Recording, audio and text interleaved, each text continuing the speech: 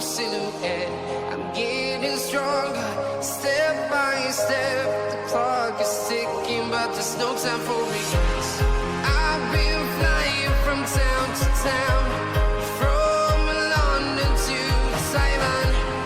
I've been all around the globe, trying to protect your soul. We are heroes tonight. We will fly above the sky. We are heroes tonight. Yeah. We are heroes tonight. We will fly above the sky. We are heroes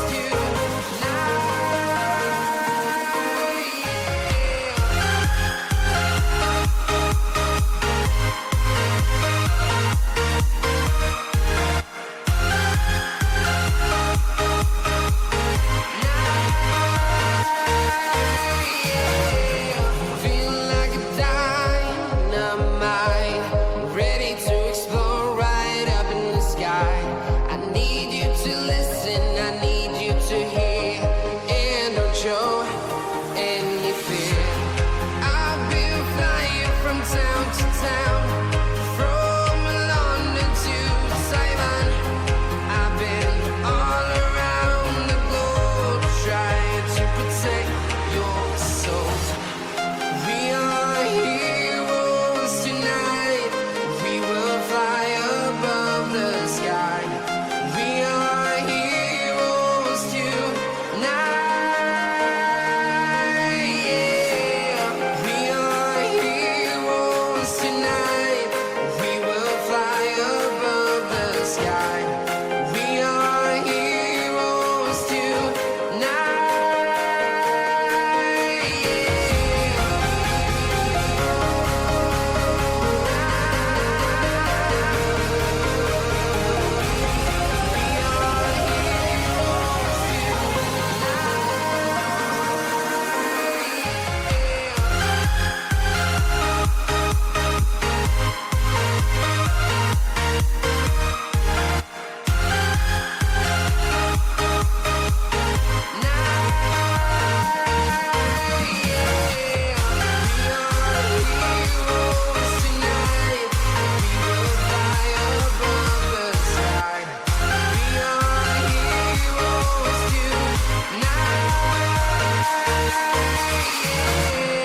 I've been flying from town to town, from London to Taiwan.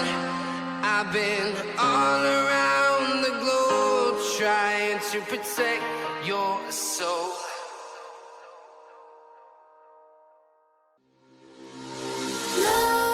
Nightmares creep while you and me repeat. This bittersweet heat is suffocating.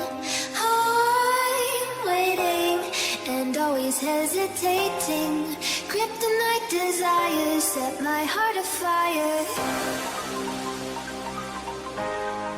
Heart on fire. Set my heart afire.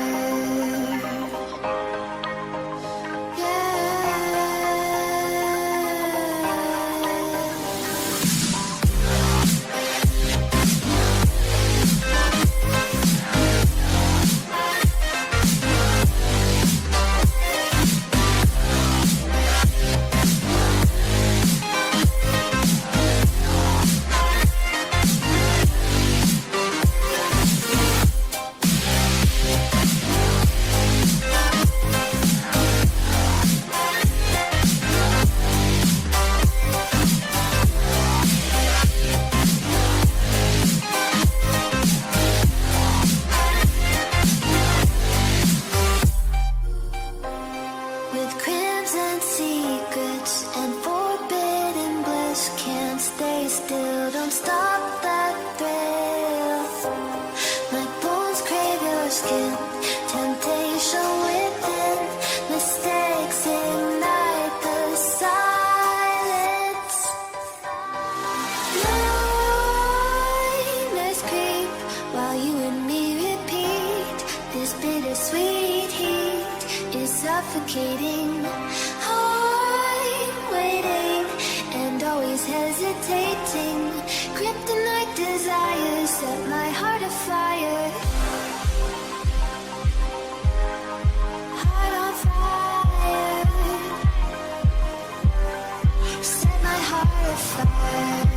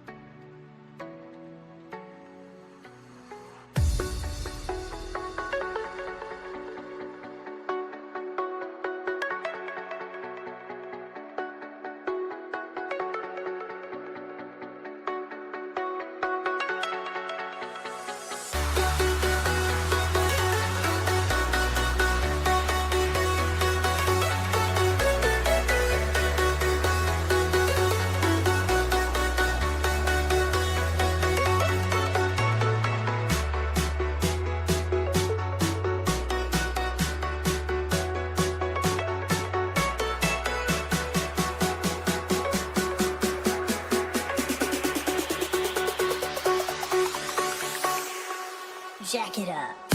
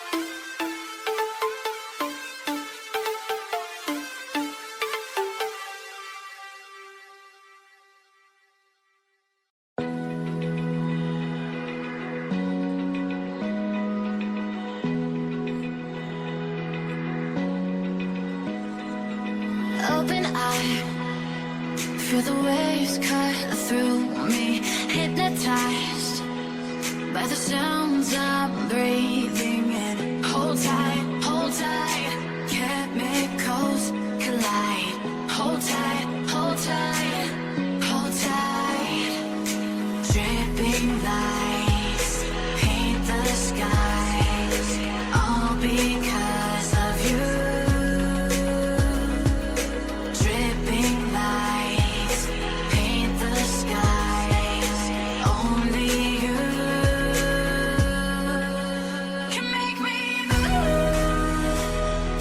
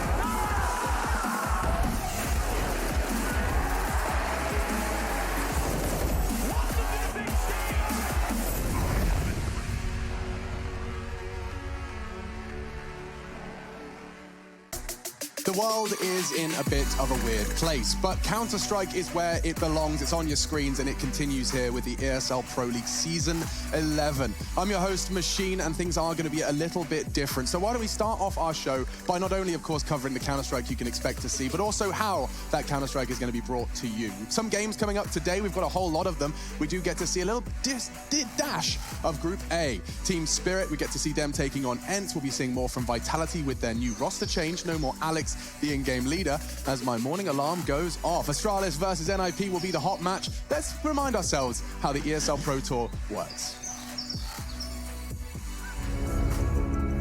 Counter-Strike has grown for the past 6 or 7 years. Tournaments have gone from studios and convention centers to major arenas. Over that time, we have built some of the world's most amazing tournaments. When there were few of them, the purpose was clear, and we didn't really need to connect them into a single story. When they became many, that sense of purpose got lost to some degree. There wasn't a narrative, there wasn't a rhythm, and it's exactly this that we want to address. So we had a good look at what we had, and we took it apart and put the pieces back together to arrive at what is our vision for Counter-Strike.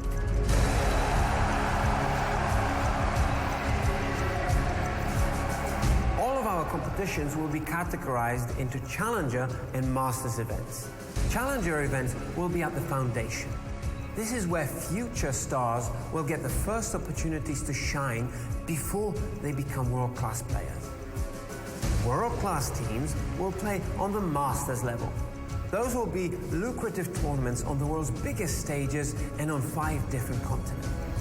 You could say, hey, it's still the same tournaments, but what's profoundly different are the links between them. Each event will help drive the story to its grand conclusion. Oh, video machine crash.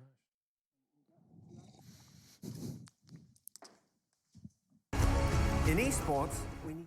A freeze frame of Astralis, who are going to be in the hot match, of course, of the ESL Pro League. We get to see them taking on, I believe it's going to be NIP at the last game of the day. Now, that will be brought to you by different people. So let's explain, shall we? First, some introductions. I am your host, Alex Machine Richardson. This is the CS Money pre-show, and we are not joined by anyone short of legends. Henry Greer and Chad Birchall in the house. You're Gents. too kind. Oh, my goodness. Or short in general.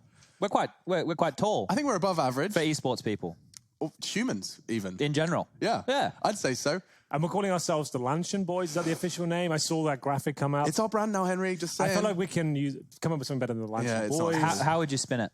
I'll come back to you by tomorrow, but I'm not happy with that right now. That's totally fair enough. But we are here to kind of maybe explain how this show is going to be brought to you. You've seen so much and consumed so much Counter-Strike in a very similar way. We, however, are doing things a bit differently with the resources we have, Jack. Yeah, well, you're still kind of doing the hosting This thing. is what I'm used to. I've done this a bit. But you're also going to be casting, right? Yeah. And we're going to get Henry on the desk and me on the desk. But we're going to be doing this as a group. I'll still be doing, like, jumping into the in-depth Sure. stuff at the Telestrator, doing the Skybox bits and pieces. We're just going to try and offer a show where we can all be contributing throughout. I suppose it'll be a little bit more conversational, especially in the earlier games as well, talking about the strategies and their approaches and what we think about these teams. And obviously, we'll crank things up when the games get a little bit more exciting and closer and right down to the wire. But I think this will be a nice kind of experiment almost to see how this works together. We know we work as a 3. That bunch has been proven so far. Sure. We've seen it time and time again. It's worked out for us. But I feel together we could bring together something quite terrific. I just think it's going to definitely feel different. And another big contributing factor as to why it's going to feel different, if you haven't caught the news already, is that this was originally, of course, supposed to be played in a LAN environment. However, the teams are going to be competing from their own organizational boot camps or from their own homes due to the current global health epidemic. And therefore, we are going to be, changing this show on the fly. Expect it to look a little rougher around the edges at times, but the same Counter-Strike, the same players, and us shouting our heads off about the good Maybe games. it's some flashier plays. You You never reckon? know, actually. Chad? Yeah, online, look, I'm not going to lie, they take a few more risks, right? Yeah. So we are going to be diving into that. We might see a little bit sloppier Counter-Strike, but we might see more exciting Counter-Strike if people are happy to play throwing caution to the wind. Now, we're one trio, and the other trio is, of course, going to be none other than just Harry, Hugo, and Mr. Trace. The Goonies. The Goonies. We're Trace and the Goonies, I think is the official... Just the Goonies. I don't even know how many people watching have seen the Goonies. Yeah. It's a good question. But we're not alone, of course. We also have more stars of the show. We're going to be showing you a bit more more about. One of them is the Observer Rushley. We play a lot of Counter-Strike with him. And Hello. now, there he How you is. guys doing? Can you hear me? Hey, love. Yeah. How are you? You feeling good? Yeah, feeling okay, feeling fresh, ready to go. You look beautiful. Oh, thank you. You too. Is that a I mean, new skin routine we're working on? Yeah, I have this like under eye Under-eye cream? Yeah, under I eye like cream. that. For the Okay, bags nice. and I think stuff. I recommended that to you before you did. said I you picked travelled up, with a some toothbrush products. and a can of Lynx Africa. Now That's it, you've yeah. actually got yourself a facial routine. I like that a True. lot. Yeah, I'm Looking trying great. to get, on camera, I need to look good for everybody. you know? Amazing. Good. Well, I'm glad you're fed and watered and you're ready to provide all that observing stuff. We'll hang out with you in a bit, Rush. All right, see you guys in a bit. See you soon. So that's, of course, Rushley, and we're going to be seeing more from him as he's going to be the doing the lion's share of the observing. He's the fourth man. The fourth man? The fourth man of... Lancian. yeah, well, we want to bring him into the Lancian. That's the thing. It's just hard to get him out of his current contract, you know. A quick reminder, of course, hot matches. I said already, Astralis are playing, but there will be a hot match every single day. The Piping hot. Piping hot match. And for that one, you can see Astralis are at the tippy top of Group A, and their first opponent today will be that of NIP. You'll be able to see the new ninjas in their first foray here at the Pro League. Group A is an interesting one, Alex. You can see plenty of big names there. Most notably, at Astralis at the very top. My favourite was going to be Godsent. Moving on to Group B. However, Chad, who jumps off the page for you? Yeah, who have you well, got for me? looking here over towards Group B, Henry, it has to be NAVI. They just won IEM Katowice. Simple, looking fantastic. There's other notable names in this one here. Obviously, Fnatic as well, a name who they had 78 days off before Katowice. Yep. They're back into the fray. Complexity with some big upsets over there in London. And we've even got Big joining us here. It's good to have some German representation. Yeah, it's a very good point. We haven't seen them play for a while. They've kind of been off our radar, but they've gone for a more German-focused squad now, the likes of Xantares and Navi, of course, looking tremendous right now. What did you Chad. make of Perfecto? Oh, do you know what? For me, he's their clutch player, right? Okay. That's the only role he has to fill in right now, and he's delivering with it. He's got all the other firepower around him. He doesn't need the most amount of frags, but if he's winning those 1v3s, those 1v2s consistently, that's enough to get you over the finish line. I think he brings enough skill, and he listens. He hasn't got an ego. He's done what he's told, and that's everything you need out of a player. Yep. And I think if we heard Electronic after they had just won, look, he's getting frustrated here. He's like, he's gone. After they had just won. That's after right, they won the round. Dismantled Astralis, right? They absolutely owned. They won the whole tournament in a breeze. And then afterwards, on the couch with Trace, Electronic sitting there, he's quite quiet. Trace asked him, how do you feel? He goes, oh, I'm disappointed in my performance. You just won the tournament, mate. So, right. That's good, though. That's some killer instinct right there. We need that. Disaster for Electronic in his mind, and disaster starts with D. Why don't you break down D for us, Mr. G?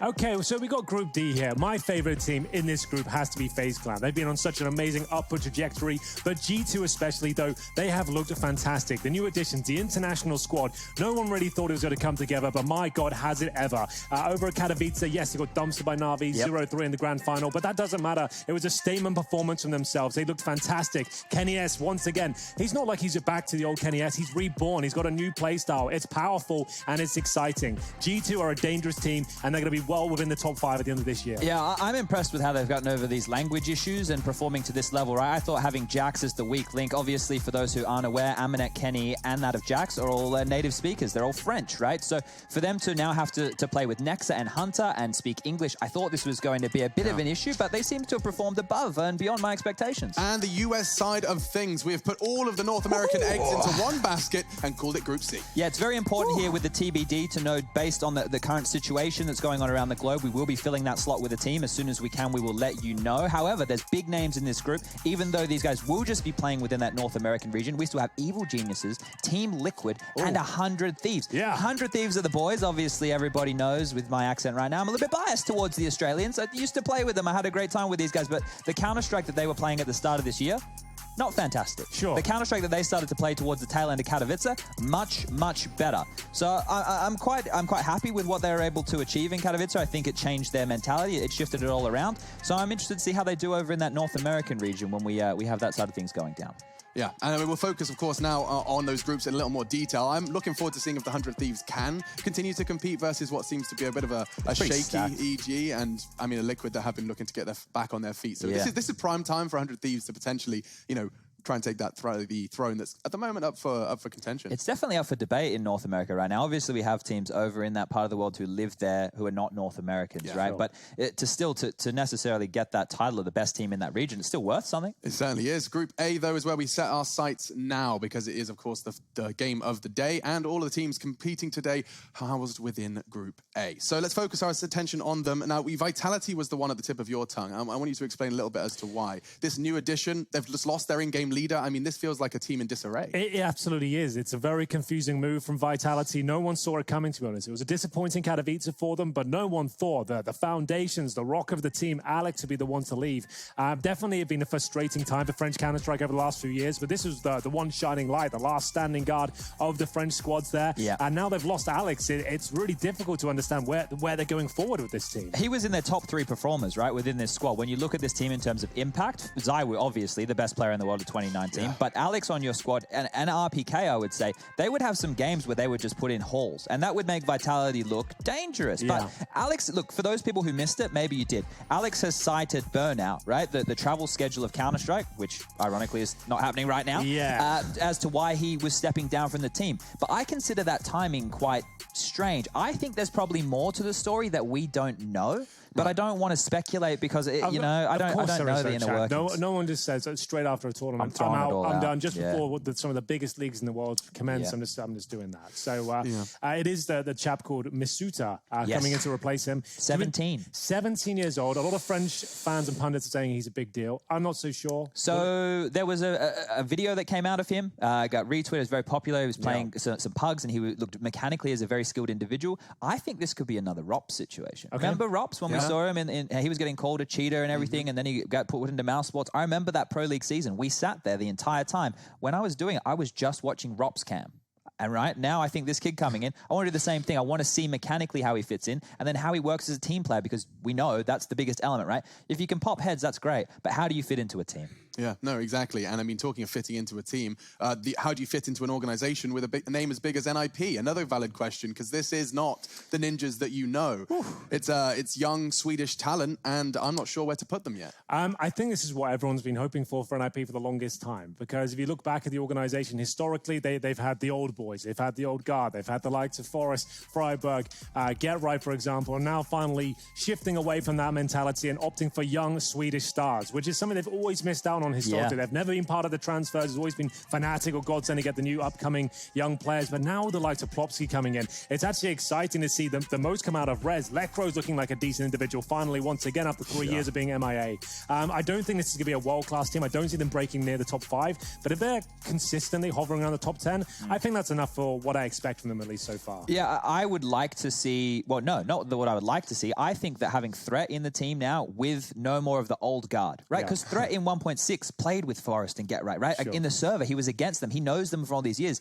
And I'm not saying that they wouldn't have respected what he would say, but I would just hazard a guess that all these youngsters, Nork, Plopsky, Rez, all these names with Threat there as the coach, they're going to be a lot more malleable. So now Threat can build a team from the baseline up, not like Swedish Counter-Strike that we're used to, that's brawling in everyone's face. I think that he can actually build a unit. Yeah, and actually perfect, because speaking of Threat, we actually had a fantastic little extra insight. Trace asked him a question over in Katowice, and let's see what he thought of the new Dignitas roster.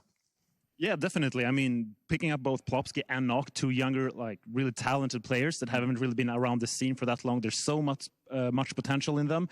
And as I said, he played really, really well this tournament, and that's going up against Zywoo and Simple playing the op at IM Katowice. I mean, it's ridiculous. Well, we're going to run some of that Simple footage, and I'm sure you guys have gone back already and watched it, so it shouldn't be of anything too shell-shocking around here.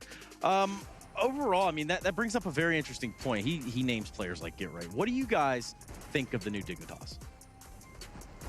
Oof, got him on that one. I got him on that one, but I got to know. Okay, I have to be honest. Okay. Yeah, I like those guys. I want them to perform well. I want to be wrong, but like my gut feeling and everything tells me they won't be as successful as they think they will be. Jacob, what do you think about that? I mean, it makes sense. It's players who's been around for forever, right? And to find that motivation again in order to rebuild the team and start from the ground, it takes a lot of effort, and you got to be willing to put in that effort. And if you don't do it 100%, you don't really get buy-in in modern days of Counter-Strike just by doing things 90 and 95%. So I can definitely see where you're coming from. Okay. So we got to hear Threat, of course, coach of the old team. He's crossing his fingers and toes for them, but absence of belief just yet. I have belief in my fancy new slidey wall, because this is where we're going to, over the course of the couple of weeks, the following weeks and months, in fact, that this Pro League is going down in this studio. This is our quarantine. We're going to be hanging out here. And for now, this is going to slowly grow with notes. I've got an example here where we can continue to come back to. This is a really cool original design that I think... Does that mean sniper? Top sniper? Yes, you're right. In fact, I should put it next to Mr. Zywoo. Yeah, so that's for perfect. now, in this group and the games we're about to see, we've got a couple of opinions to quickly summarize our thoughts coming into the day. We've got obviously a player to watch, Misuta. We were talking about him before, Vitality's young gun, and calling him a new ROPS. In fact, I might have to get the pen out again, Chad. Yeah, it was early, wasn't it? Hey, would you mind? That's Would you the mind? first one? Okay, Grab yeah. a pen and make that happen. Let's do it. In the meantime, though, 200 IQ in-game leader. We'll keep our eyes on Glaive because he seemed a bit shaken, right? He seemed a bit thrown off by some of the precisely veins popping out of body parts I don't have. Playmaker, of course, keep our eye on Device as well, because this guy has had more consistency than any other player in competitive Counter-Strike, certainly at that level. And the reason that Vertigo's here is because it's a map that we've seen an awful lot of in group stages. Those early brawly games, a lot of teams are using that as their avenue for assault against the big names. And so you got it? Right. Coming over. You want to come hang out? I'll take it over. I think I've got to be the Are you going to be the one doing it? I've got a long cable, you see. I hate the fact that I've already said something that could be like really contentious already. That's the Chad Sponge Birchall. Chad, you can hang out up here for now. Okay. Lower, lower. A little lower? How's this? There we go. That's there you go. That works. Okay. Cool. The first one. It really should be next to So who's the guy? Who's the sniper? Well, the sniper. Have I heard of him before? Chad, thanks for holding my hand for all this. Appreciate that. No worries. He's right. This guy. Appreciate it, buddy. This guy's called Zywoo. You may have heard of him. And actually, for now, I think we should remind ourselves of why we've got Top Orper next to his name. Is this a video? We can check in, man. Are we talking? Here we go. Are we talking over this, Chad? What do you reckon? Look, we are going to talk over this because this is Zywoo, the best player in the world in 2019. Now, I wouldn't say any more, just to put that out there. Look, now, if we want to talk about rankings of individuals, we could go super deep on that. In my mind, Simple is the best player to ever touch the video game. But statistically speaking, there can't really be too much of an argument that Zywoo's impact in tournaments last year was more than Simple's, right? Simple was changing roles, different rosters, bigger tournaments, Vitality were winning more stuff. But yeah, I think that Zywoo as an individual, he's obviously the hard carry for this team. Context is very important, though, and I feel like the fact that NAVI are now winning trophies, you're going to see that shift, and people's opinions change very quickly. Yeah, I hope so. Yeah, and I think this whole show will shift rather quickly into game, because we are going to be taking a quick break. When we do come back, we're jumping into our first game, ENCE versus Spirit, coming live in our first day of ESL Pro League Season 11.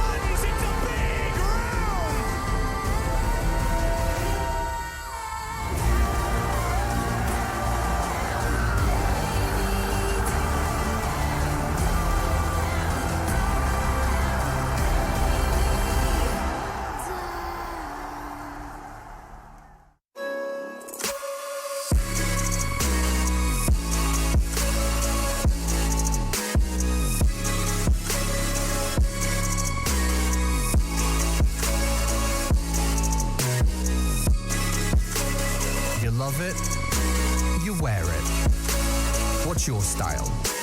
Get your merch at shop.eslgaming.com.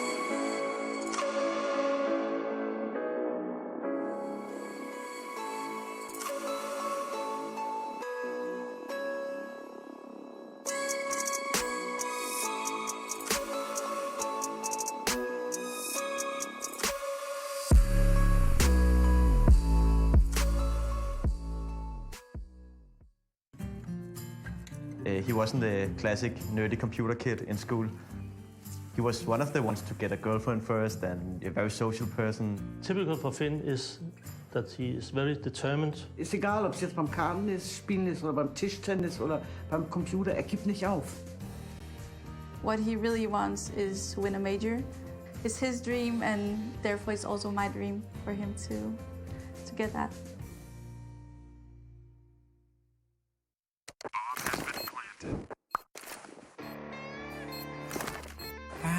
Cool, right? Want to know where I got it? Well, look, go to cs.money. It's a trade platform and a marketplace at the same time. Just choose, click, and get. Good luck, bro.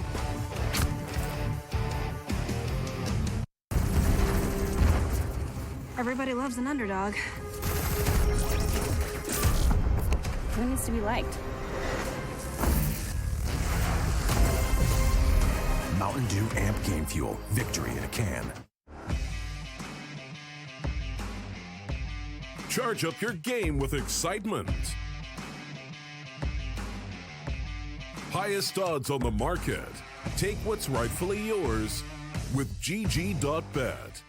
My name is Jordan Gilbert, aka Nothing. Hi, my name is Sue Lee. My handle is Smix. I think it's important for these initiatives to happen. Empathy really, really goes a long way, and it always means so much to us, and I think that's where initiatives like this really help. I encourage everyone in the community, anytime they see bullying, anytime they see someone getting called names, I encourage you to step up and say something. Good luck, have fun. Good luck, have fun.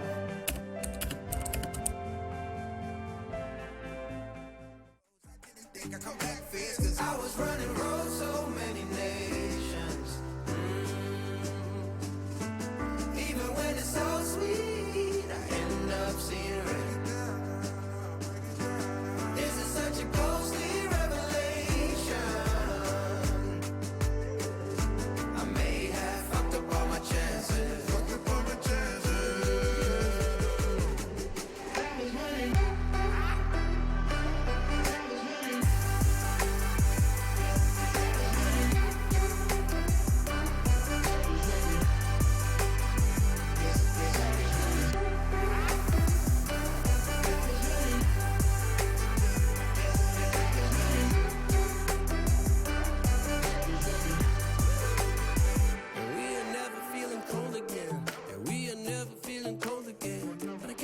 It's easy, it's hard to preach, cause I've been burning trees and watching fall. If we cannot breathe out, we go forward. Sure, I was searching for cure, fishing a little wildlife, and when I'm low on fuel, I'll still be running till my back broke. Halfway, lost hope and I checked it. Hard roads, I didn't think I'd come back fast, cause I was running roads so many nations. Even when it's so sweet, I end up seeing red.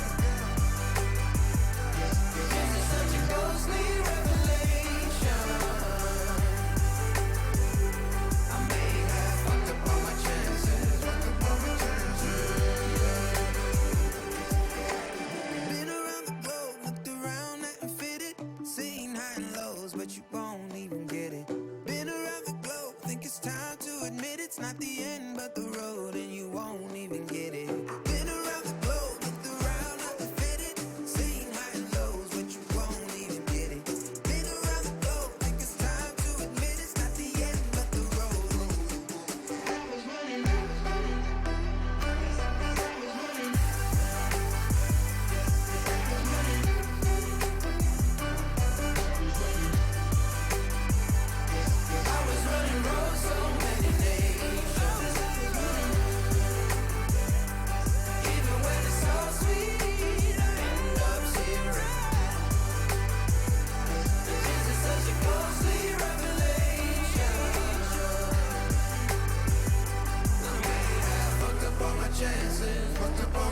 ESL Pro League is brought to you in part by Intel, Gaming Malta, Mountain Dew Amp Game Fuel, CS Money, MSI, Air Force, GG.bet, and ESEA.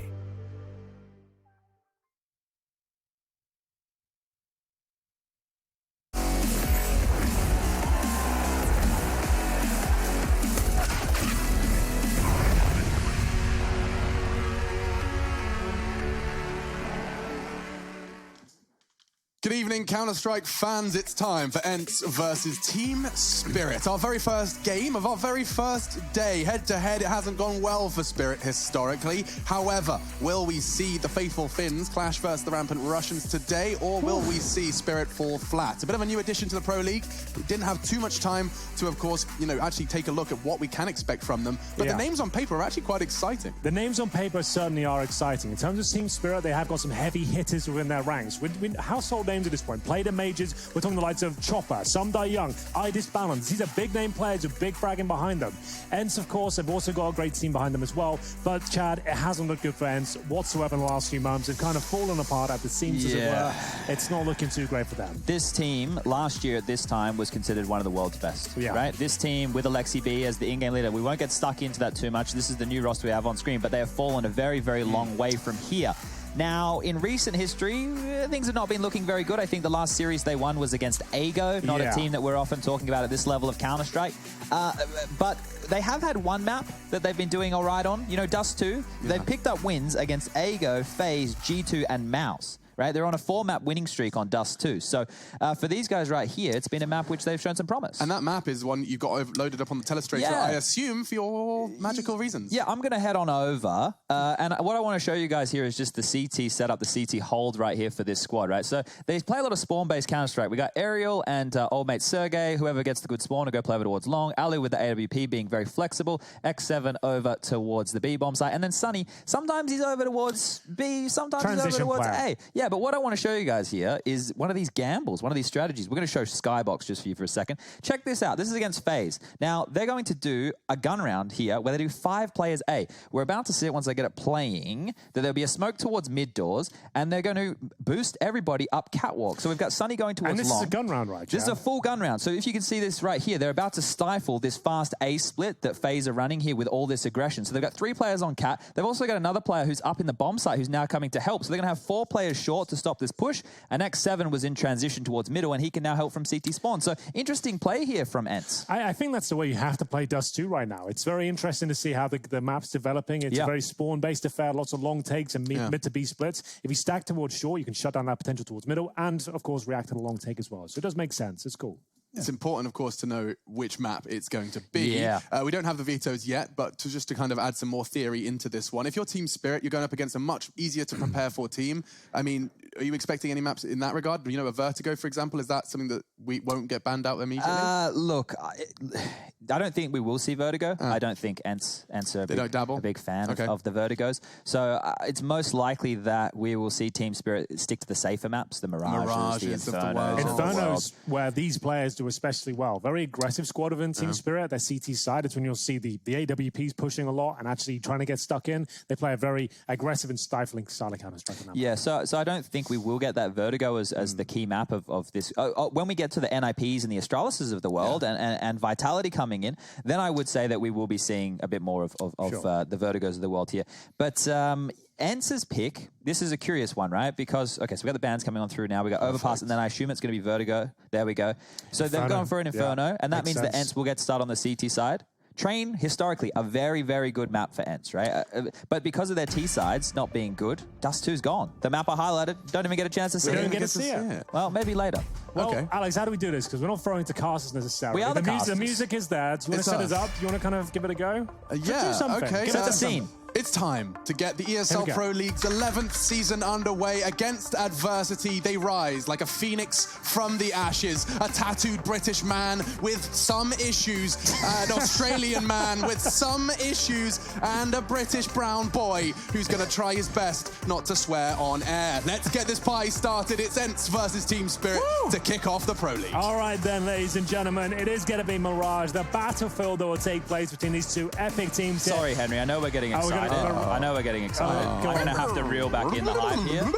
Inferno. It is, now, it's a different looking Inferno. I did see that. I was like, maybe they got the veto wrong. Maybe they got the veto wrong. I'm just going to go with it. It's Inferno, ladies and gentlemen, as we expected. ENCE starting on the CT side here. Remember, we said Team Spirit. This is their specialty map, in my opinion. I've casted these players a lot over the years, and it's always towards the B side of the map. Super aggressive, the AWP, trying to get stuck in. Want to see more from the young boy Magics as well as we get into this first pistol round. 2 smokes, Molotov suggests to me, Chad, that's going to be a full B execution eventually. Yeah, and because you've gotten banana control for free like this, it means that you haven't given away your game plan. But Sergey's aggressive position towards Boiler means that they might know the jig is up a little bit early here. The 2 players over towards Arch that we can see will be able to get an early rotation in. And I think that Sunny's job is just to spot and stay alive. If he overcommits here, that's the bomb site given up for free, and then it will be a full-on retake scenario. But as you notice there on the bottom left, Ariel does have some nades of his own for that retake. Certainly does. It's all very quiet right now. They have got full B control on the banana side of the map. Here's the first smoke towards CT spawn as well. Flashes to go over. Molotov presumably towards new boxes, which it goes through. Flash is over now. Alex, it's your time to shine. It's the commitment. It's the play-by-play moment. What have you got for us? Absolutely nothing at the moment, Hank, because the bomb will go down. They'll spread them, creep around the site and tuck themselves into all of those nooks and crannies. And so a 10-man retake. All hearts still beating in the server. A lot of aggression coming in from both parties at the same time. Sunny's going to get more than he bargains for here if he continues to advance. Does have the kit, so keep your eyes on that. Tags some chips away at Chopper. 3 more dueling. Sunny finds the first. Back and forth. I like this approach with 3 players towards Ruins as well. You can see how overwhelming this is. Team Spirit making sure that's just completely locked out there. Sergey with no real chance of winning the round, but maybe he can get a couple of kills and keep hold of his armor. A little bit boring to save in the pistol rounds, but it saves you $650 going forward, which it looks to be the case. Looking for some exits, and Team Spirit over on the B bomb side there. Execution as we expected. Basic control of the start. Take the vision away from the CTs towards Banana. Smoke towards Coffins. CT spawn. Molotov new boxes. And the real difference there was this play here. 3 players towards Ruins when the CTs had no chance at close range to even look for a kill. So if you were taking note of the radar just then, you would see that the retake smoke was top Banana. So Sergey's job was to go very late. It wasn't that he was baiting the team. It was that the rest of the guys were meant to take the aggro first, and then he was going to come up Banana late and clear out that car and sandbag position. We will see the force buy coming out here from ENCE, and the key point here that you want to note is those smoke grenades in hand. They're going to try and milk out as much time from the clock here as possible, and then when Team Spirit have to make a last-minute decision to hit a bomb site, that's when those pistols in the close range can really do all their damage. So it comes down to right now, ENCE not losing any numbers early. Well, they've taken a lot of damage there, Alex. Double nades at the corner. Alu, he'll scamper back with his tail between his legs, and for now, the Desert Eagle, we do see a lot of shots come through with this particular weapon at this angle, but flashed off. It will be Team Spirit. Good spacing, using the buddy system nicely. Smoke down, as Chad mentioned. That's just deny some access. Absolutely no commitment, though, from this. Just drawing out what little CT utility they have. That's the first smoke dropped, and still 60 seconds for the rest of these Deagles and CZs. There's a second and a third smoke now flying through the air. One arrives in middle, and a second replacing the one that has just passed in Banana. Looks a little like there's a bit of a gap for them to play around. CT smoke released.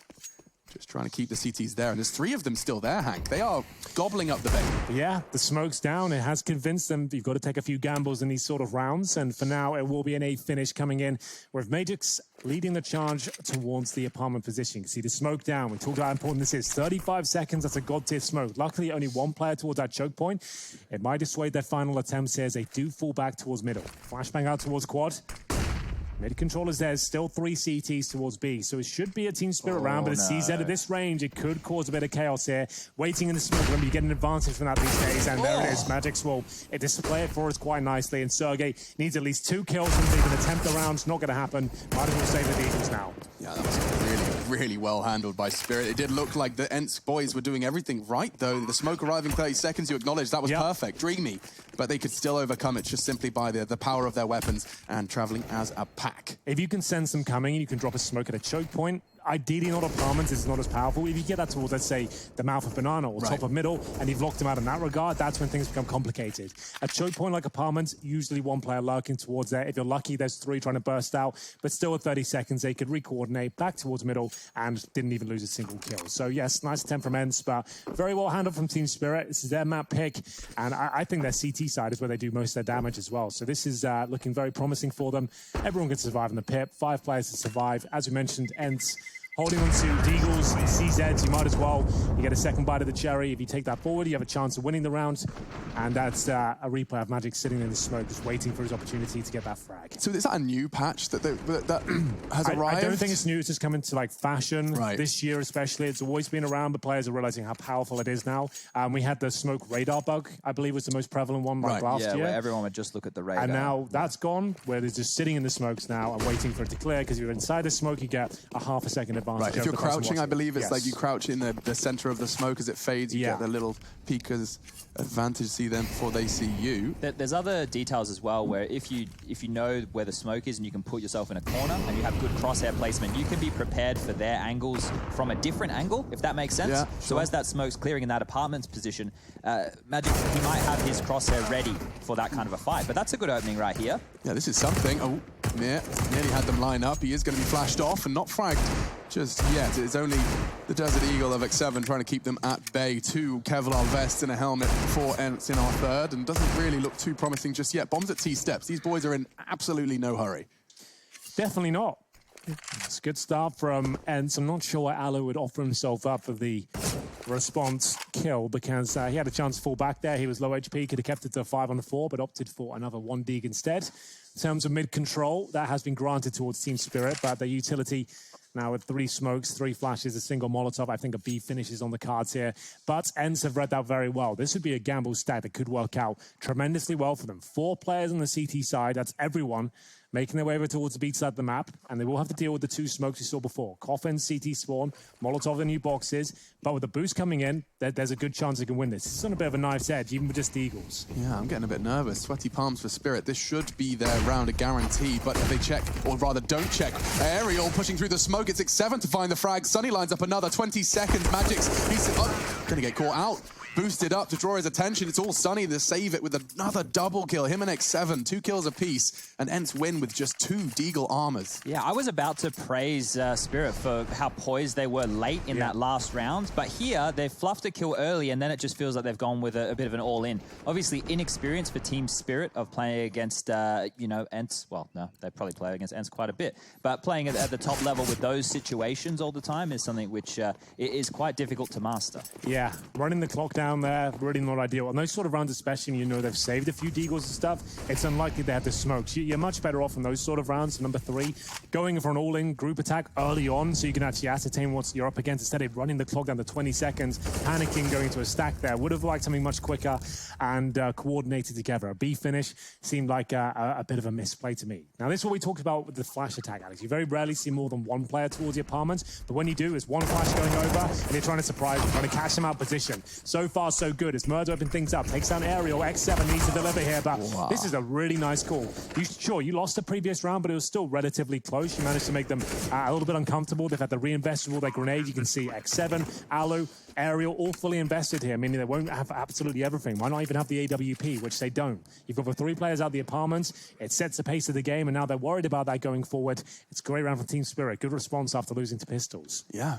No, absolutely no hesitation. Flying out. I love that you got to see it from the CT's perspective. As Sumdayoung flies off that balcony, he has probably, what, half a second to line up his crosshair and try and track a moving target with a white screen. Anyone who plays apartments on the CT side of Inferno know it's absolute suicide to even challenge that position. You can't really stand up there alone challenging with M4. It's not going to work out. You can move an AWP over every now and then. Right. So that's why, if you know they're not playing anyone towards the apartments, walk up slowly, silently, flash out. Everyone comes through. The flash is decent, and they miss that first AWP shot, or in this case, rifle shot. And we'll see that's the flash there. Yeah. How can he do anything about that with that flash coming in? It's very well timed and a very well played strategy from Team Spirit. That perfect highlight, exactly what I was talking about. Shout out to the replays. And into our 5th round.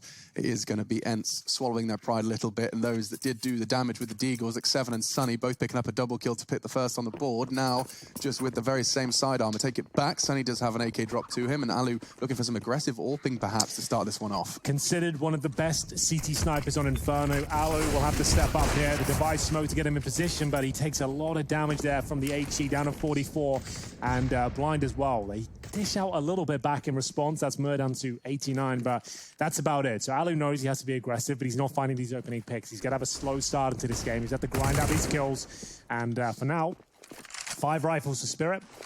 Now they know they've pushed your back. They just could be throwing their grenades at the barrel position. Molotov to push him back even further. Alu, he might be better off just repositioned to another side of the map at this point, considering he's shown presence. We'll see what he's got in mind. Boots himself up for an HE and potentially an incendiary bounce to the top. So to smoke towards half wall.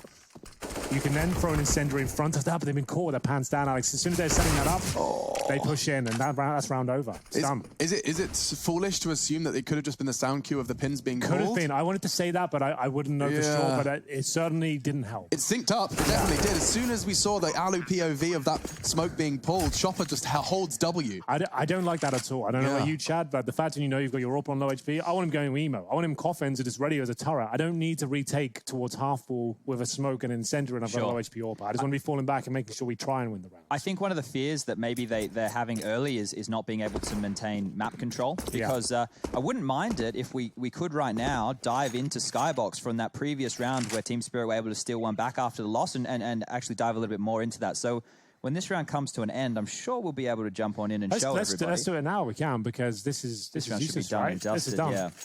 yeah. I'm not sure how technically capable ahead we are at this point, but it sounds like you know what you're I'm trying to talking get all about. the teething out early. Okay. So if we here we go. Okay. No, this is he a pulls replay. the pin, and at that same moment, Chopper just has the It wasn't a timing and good pushes play in from there. ENCE. Like, it was a nice idea. You could see he's got zero cover there. His teammates deep in coffins, not even covering him. So he went down and he has to swing. So what was the real play there? What was the mentality? It was a disjointed affair, to say the very least. A nice idea in terms of let's retake banana, but you're not together. It's like me when I've just gone and learned a new smoke, and I'm constantly desperately trying to make sure I throw it. Even if he got the smoke down, he's low HP anyway. So all he can do is flash over his teammate with the incendiary down and try and pull a kill back. That was the mentality. But with the AWP up, that's so valuable. Look at Ariel. Pallet spot here for Ariel. Not traded. Iris Balance could have been on that quicker, but he gets away. That's perfect. Considering he's the only rifle, that is just a dream to start off this round for ENCE.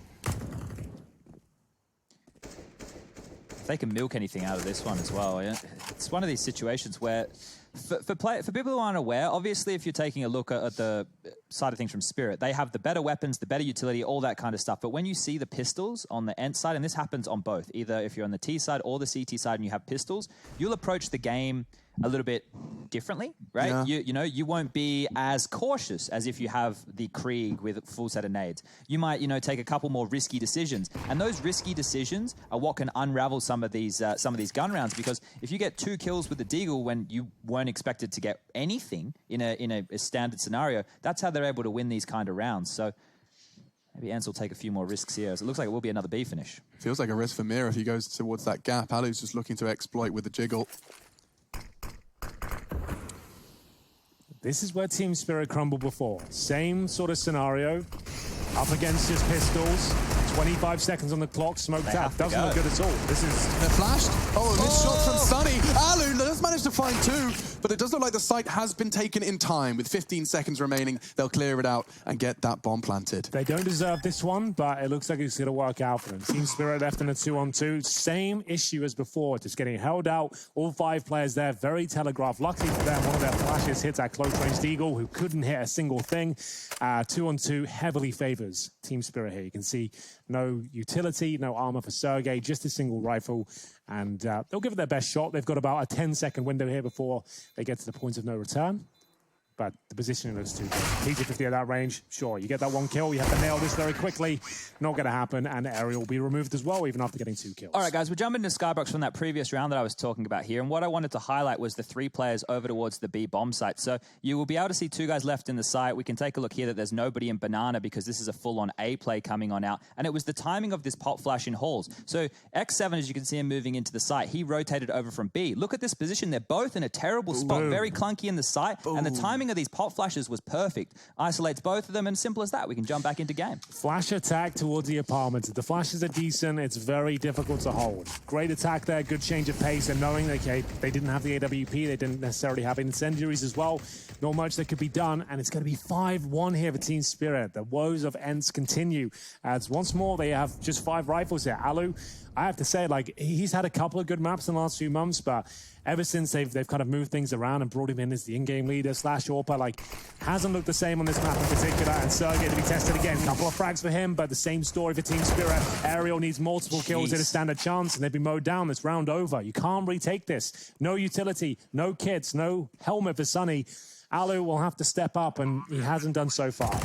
Yeah, and that's confirmation right there. Idis Balance securing himself the second and even throwing out the incendiary to ensure there will be no CT gimmicks. Sunny, the last man, he's going to keep hold of his M4. Are we keeping a track of the predictions here? I feel like I've got a bit of a winner here. You feeling confident? Yeah, I feel like we should have. Do we have an official leaderboard? There will be a leaderboard. Okay, yeah, make sure this one is counted. Yep, for sure. Okay, because this is definitely a 2-0. We're going to have just throwing that out there. This is happening. We're going to have a slow next round, most likely. So maybe we can fill the viewers in on some of the fun stuff, though, because obviously there's 2 sets of 3. We've got the Lanchin, the crew, and we need a better name than Lanchin Boys or Lanchin Crew. We maybe public can tweet at us. Brainstorm. Use the hashtag ESLCS. There we go. Or ESL Pro League is the one that I've been using. It's quite long, but that's the one that I use. Lots of letters. But we're going to be playing against the other trio in a bunch of different Counter-Strike challenges and stuff. Lanch and Lads. The Lanch and Lads. Alliteration. Lanch and Lads, there we Okay. go. That's it. Done. That's what we needed. It was hurting my brain getting there. No, but you got there. And it only took you 30 seconds. And there's even a timer. So don't tweet at us. Lanch We've and already Lads, worked it out. cancel the tweets. Cancel that. But we will be doing hashtag Clip It Chad, which we did last season's Pro League. I where- loved that. Yeah, Henry, people, you may have missed this. I think I did. People can tweet in with the hashtag Clip It Chad. How many tweets did you get?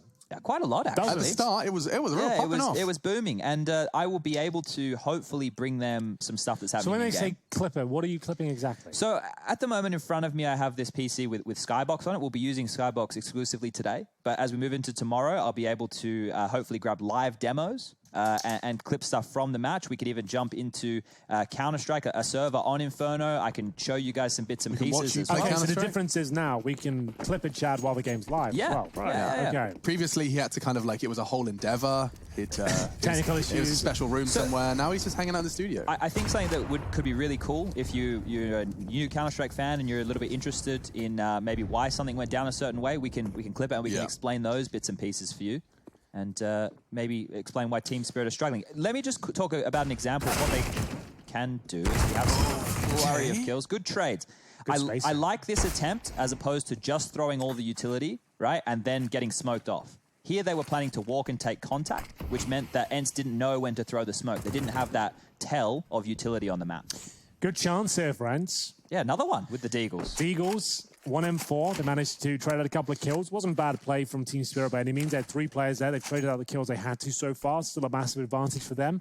But we did see a little bit of damage inflicted by X7 with the Desert Eagle towards Magix. They'll throw away the Kriegs now just to make sure they can't be recovered by ENCE.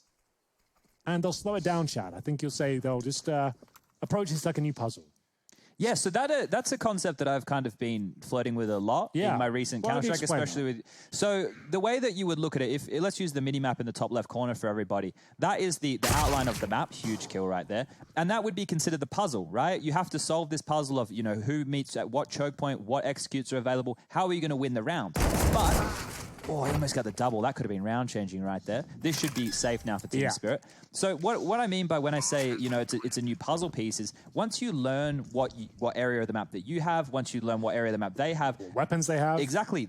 It all shifts. So if you take some territory on the map, like we're seeing a lot on Dust 2 at the moment, where teams are just taking long, they are turning their puzzle piece just into long. Yeah. So if you want to push us, if you want to flank us, that's okay. We're just going to hold long. And then we'll have multiple different plans to take the bomb site.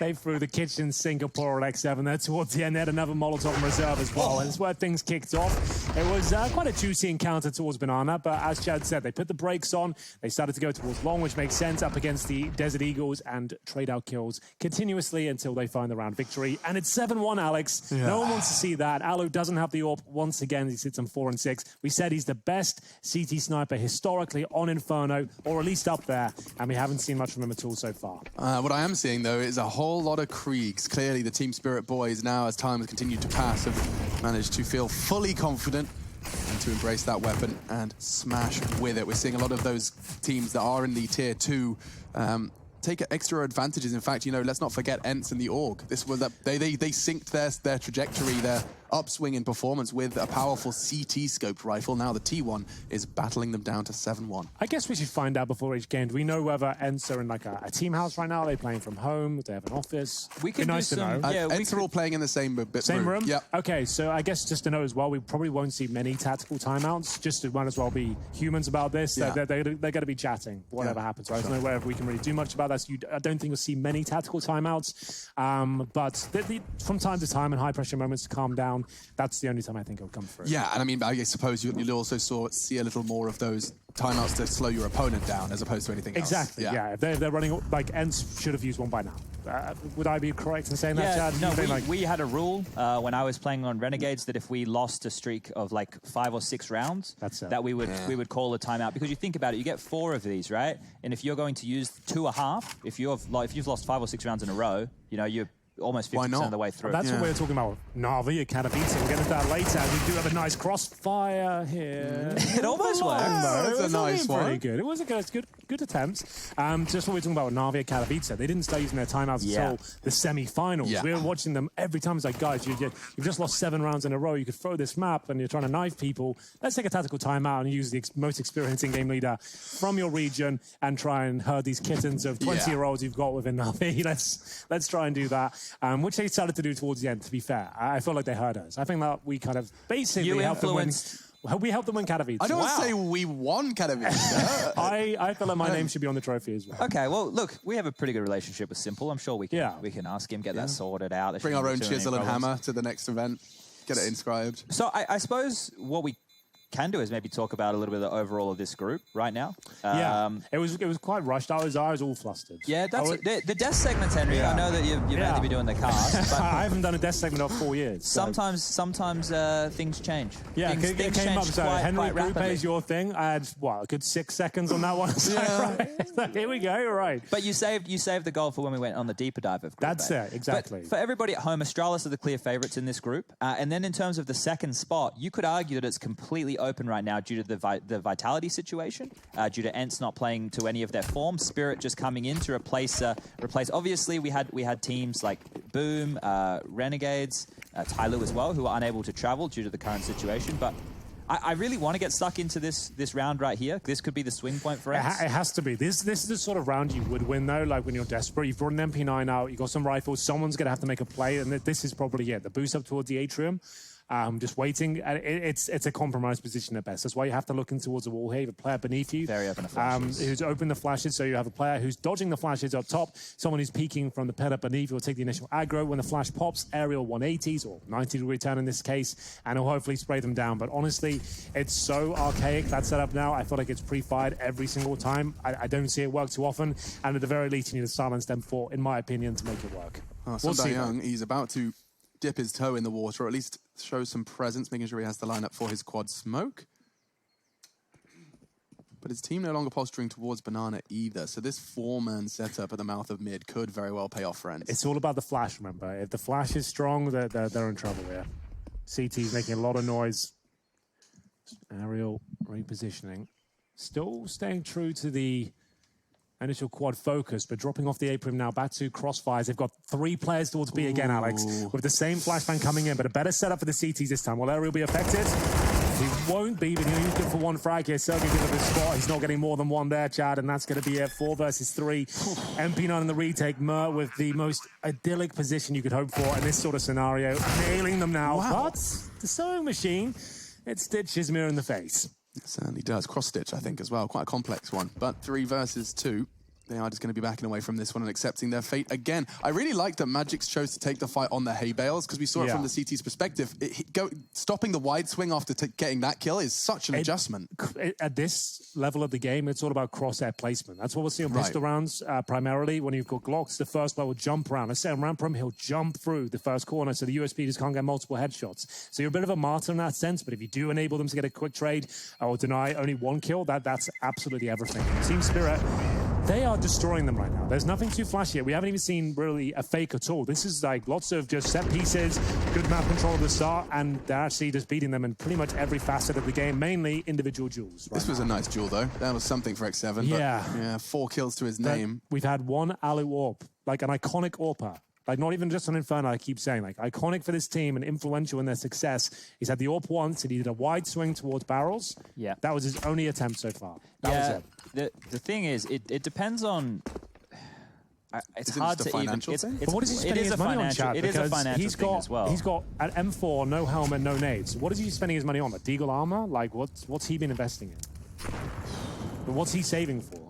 I think it depends on what are they trying to solve right now. Yeah. So are they trying to solve the fact that they're having a hard time holding on to any map territory? Even late rounds when they have very forward crossfires, they're not trading efficiently, right? So even if Alu was finding opening picks, the team as a whole aren't getting multi-kills. I would still like that. Presumably the sustainable approach they have is, though, on our CT side of Inferno, Get in the AWP. we have the AWP here, and we have sometimes a 3 towards B. We have this quad setup. We have some crossfires, and that's where you want to be. Your go-to should be your main star AWPer. chopper, has the sniper available at all times, but he's had it once and he's had to make a frustrating play because they're so far behind. He's had to go for an aggressive pick. So he's still a capable M4 player, don't get me wrong, but when you have a star AWP within your ranks, you want to try and utilize it. This is them on the back foot right now. But let's just take a note at a bit of the round timeline. Hold up, this could be... This could be it. Sunny tucked in on the corner, second orange is disbalanced his kill, hunting. And oh, too easy. Chopper actually finds his head and now the sight and the round is gone. Where was the first player there for the CT? Where was X7? Look for the blue X. He died mid. It was just Sunny. Okay, so solo. It's the most basic thing whenever I'm casting this. If you die individually like that and you haven't even presented a crossfire, like either Team Spirit done something very convincing and very good, which they kind of did. It was like a surprise kind of gallop into the bomb site with not much thrown in. But at the same time, the fact that you haven't been able to take aggro, survive, let your teammates swing out, Sunny's in a position where he's just been pre-fired and not even got a shot off. Like, he's your best rifler in the squad, and we haven't really seen anything. Something's gone wrong. I'm just rewatching it now. Let's have a look. Maybe we can bring it up, Skybox. Let me just sort out a few camera angles for everybody at home. It's very futuristic, this. Multiple games within games. I have never experienced this. Commentating and being able to break it down simultaneously. All right, let me just... Got it for me? Let me just talk to my astronauts.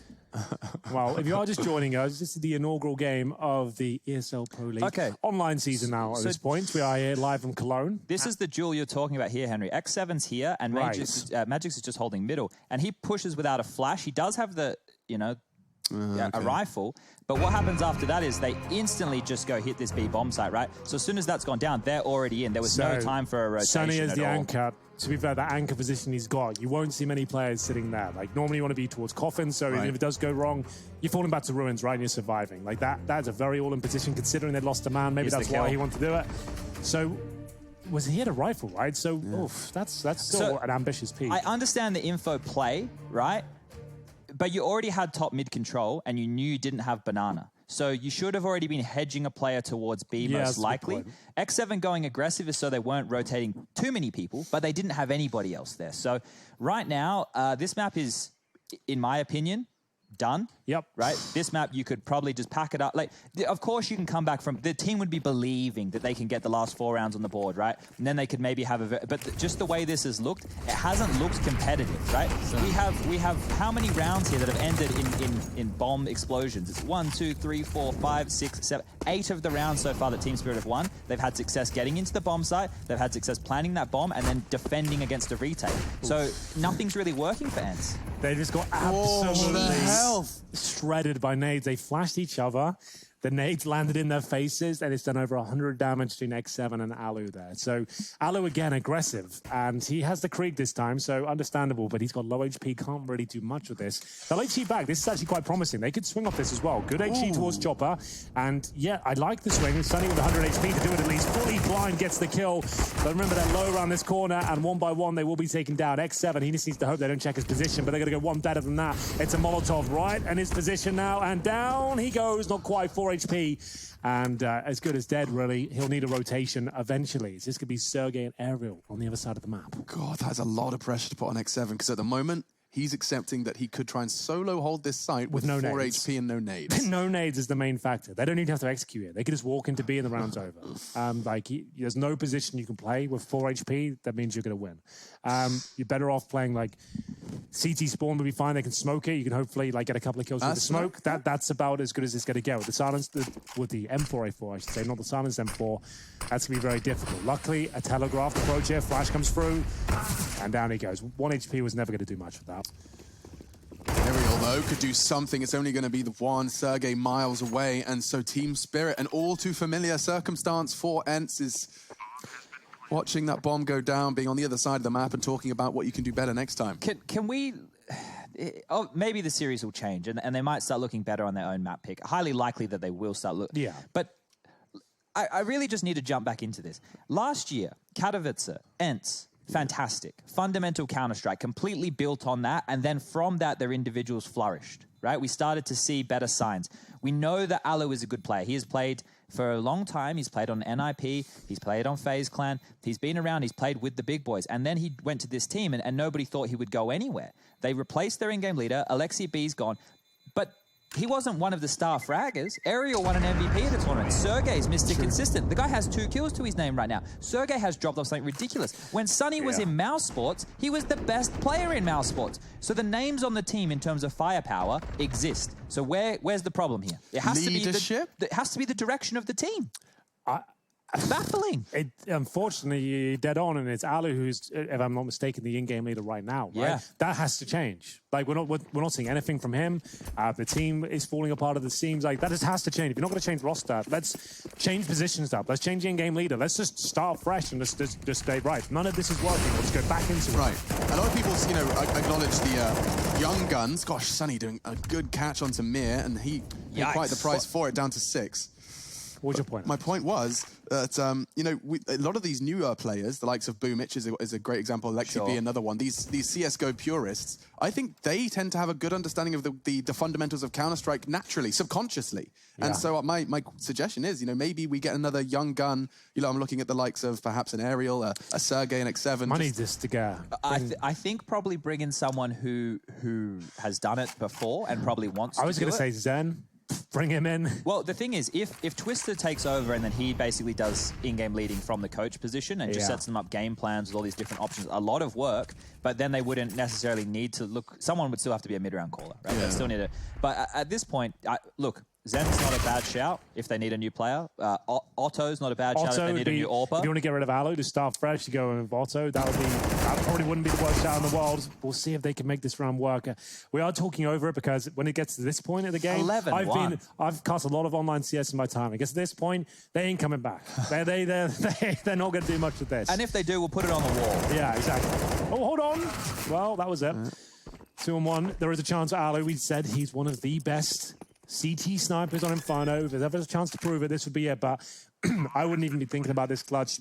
He's smoked out again. You're towards library. You've got no kit. And you're against 2 players. You've got another smoke. There is a slight gap, I suppose. They'd have to make a catastrophic error at this stage. Here's the situation right now is you need rounds. Yeah, so he needs the AWP as well, right? Yeah, I guess. Where does the trade-off go? Yeah, I mean, when does the round happen? Oh, dear. Now he's got 3,400. It's like, now we've got 0 chance winning that. Yeah, so they're on the max loss bonus, obviously.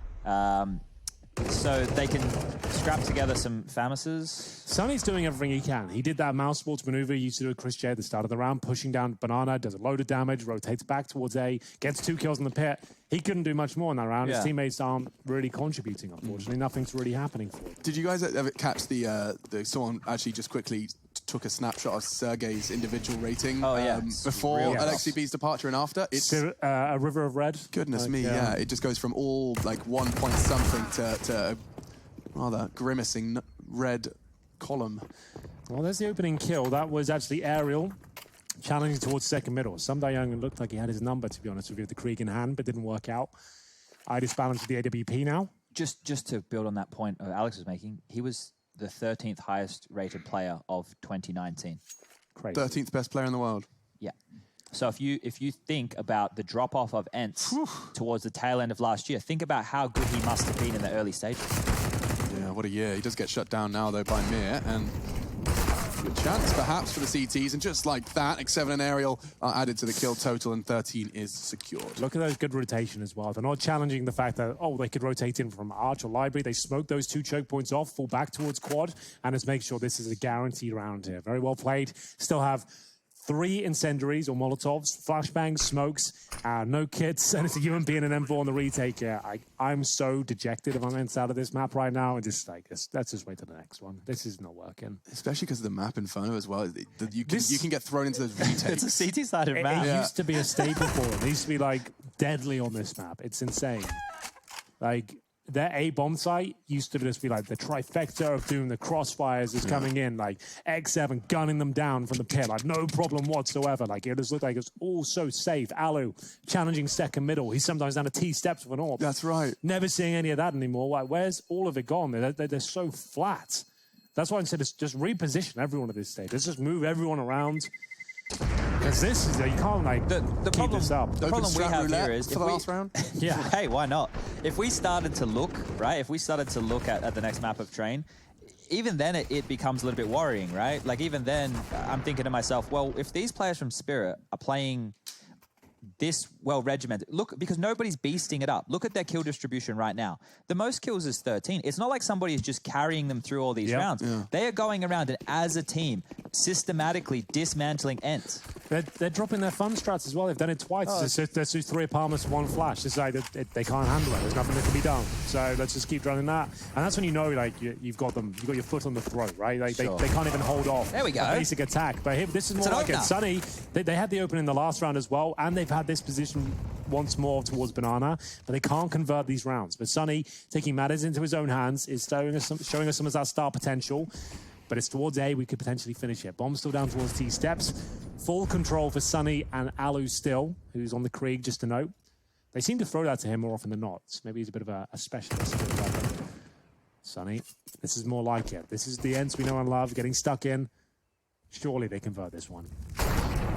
Seems like a guarantee, all off the back of Sunny. And ever since you mentioned his Mousesports, his Mousesports flair on Banana, you are seeing it back to back. Sunny, however, will be silenced, and there's plenty of time still on the clock for this puzzle to be rearranged. So he was on the half wall, traditionally a pretty safe position, but again, similar to Atrium, it used to work a couple of years ago, now pretty common. You see players falling up there with the AWP, get a lot of kills. Now it's flashed off from T-Spawn, and it's no real problem. So that's a little bit unfortunate that even on a 5-on-3, you don't need a player on half wall. You play that position when the 5-on-3 is against you. You've got one player anchoring towards you to steal a couple of kills away. Luckily for Alu, that Molotov doesn't land in his position. They will assume it has done, so he needs to get at least 1 kill. He's been gifted a kill here. They won't be checking this necessarily. They'll think this is clear because the Molotov, as far as they're aware, has gone down. No. And see, they came out with the bomb out. They just didn't think that would have to be checked. So that's actually fortunate for Alu, but it wins in the round. And then we have it, 13-2. Not the best friends. No one's to say that, but still with 2 rounds, it's better than 0. And they might have a chance in this one. We'll see if they can wake up on the map pick of Team Spirit here. We'll take a quick break and continue between ENCE and Team Spirit very shortly.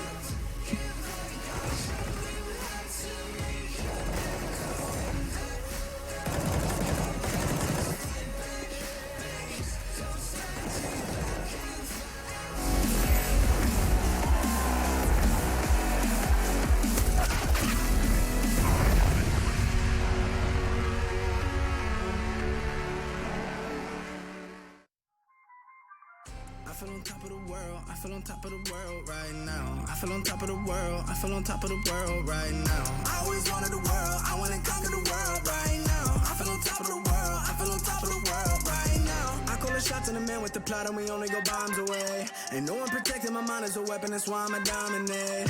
Taking advantage of every second, now I ain't got time to waste. They all trying to sign my name, they want me to sign my name. Counting your blessing while I count that in my winnings. We take 50s and 100s and throw them up to the ceiling. Everything I envision, now everybody gon' witness. Only difference between us is I ain't stop till I finish. I feel on top of the world, I feel on top of the world right now. I feel on top of the world, I feel on top of the world right now. I always wanted the world, I wanna conquer the world right now. I feel on top of the world, I feel on top of the world right now. Savage, you been distracted, your best, my average, there's a reason for that's a fact. So they snapping back, mad at the fact that I don't have a backup plan, I ain't need that. Outworking everybody when I relax, so I ain't tripping about none of y'all feedback. Heard that, wonder when I'm gonna peak at. And that's why you count your blessing while I count that in my winnings. We take 50s and 100s and throw them up to the ceiling. Everything I envision, now everybody gon' witness. Only difference between us is I ain't stop till I finish. I feel on top of the world, I feel on top of the world right now. I feel on top of the world, I feel on top of the world right now. I always wanted the world, I wanna conquer the world right now. I feel on top of the world, I feel on top of the world right now. I feel on top of the world, I feel on top of the world right now. I feel on top of the world, I feel on top of the world right now. I always wanted the world, I wanna conquer the world right now. I feel on top of the world, I feel on top of the world right now.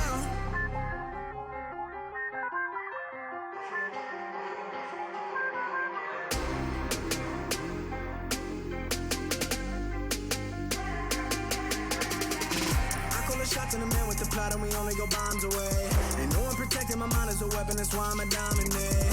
Taking advantage of every second, now I ain't got time to waste. They all trying to sign my name, they want me to sign my name. Counting your blessing while I count that in my winnings. We take 50s and 100s and throw them up to the ceiling. Everything I envision, now everybody gon' witness. Only difference between us is I ain't can't stop till I finish, yeah. I feel on top of the world, I feel on top of the world right now. I feel on top of the world, I feel on top of the world right now. I always wanted the world, I wanna conquer the world right now. I feel on top of the world.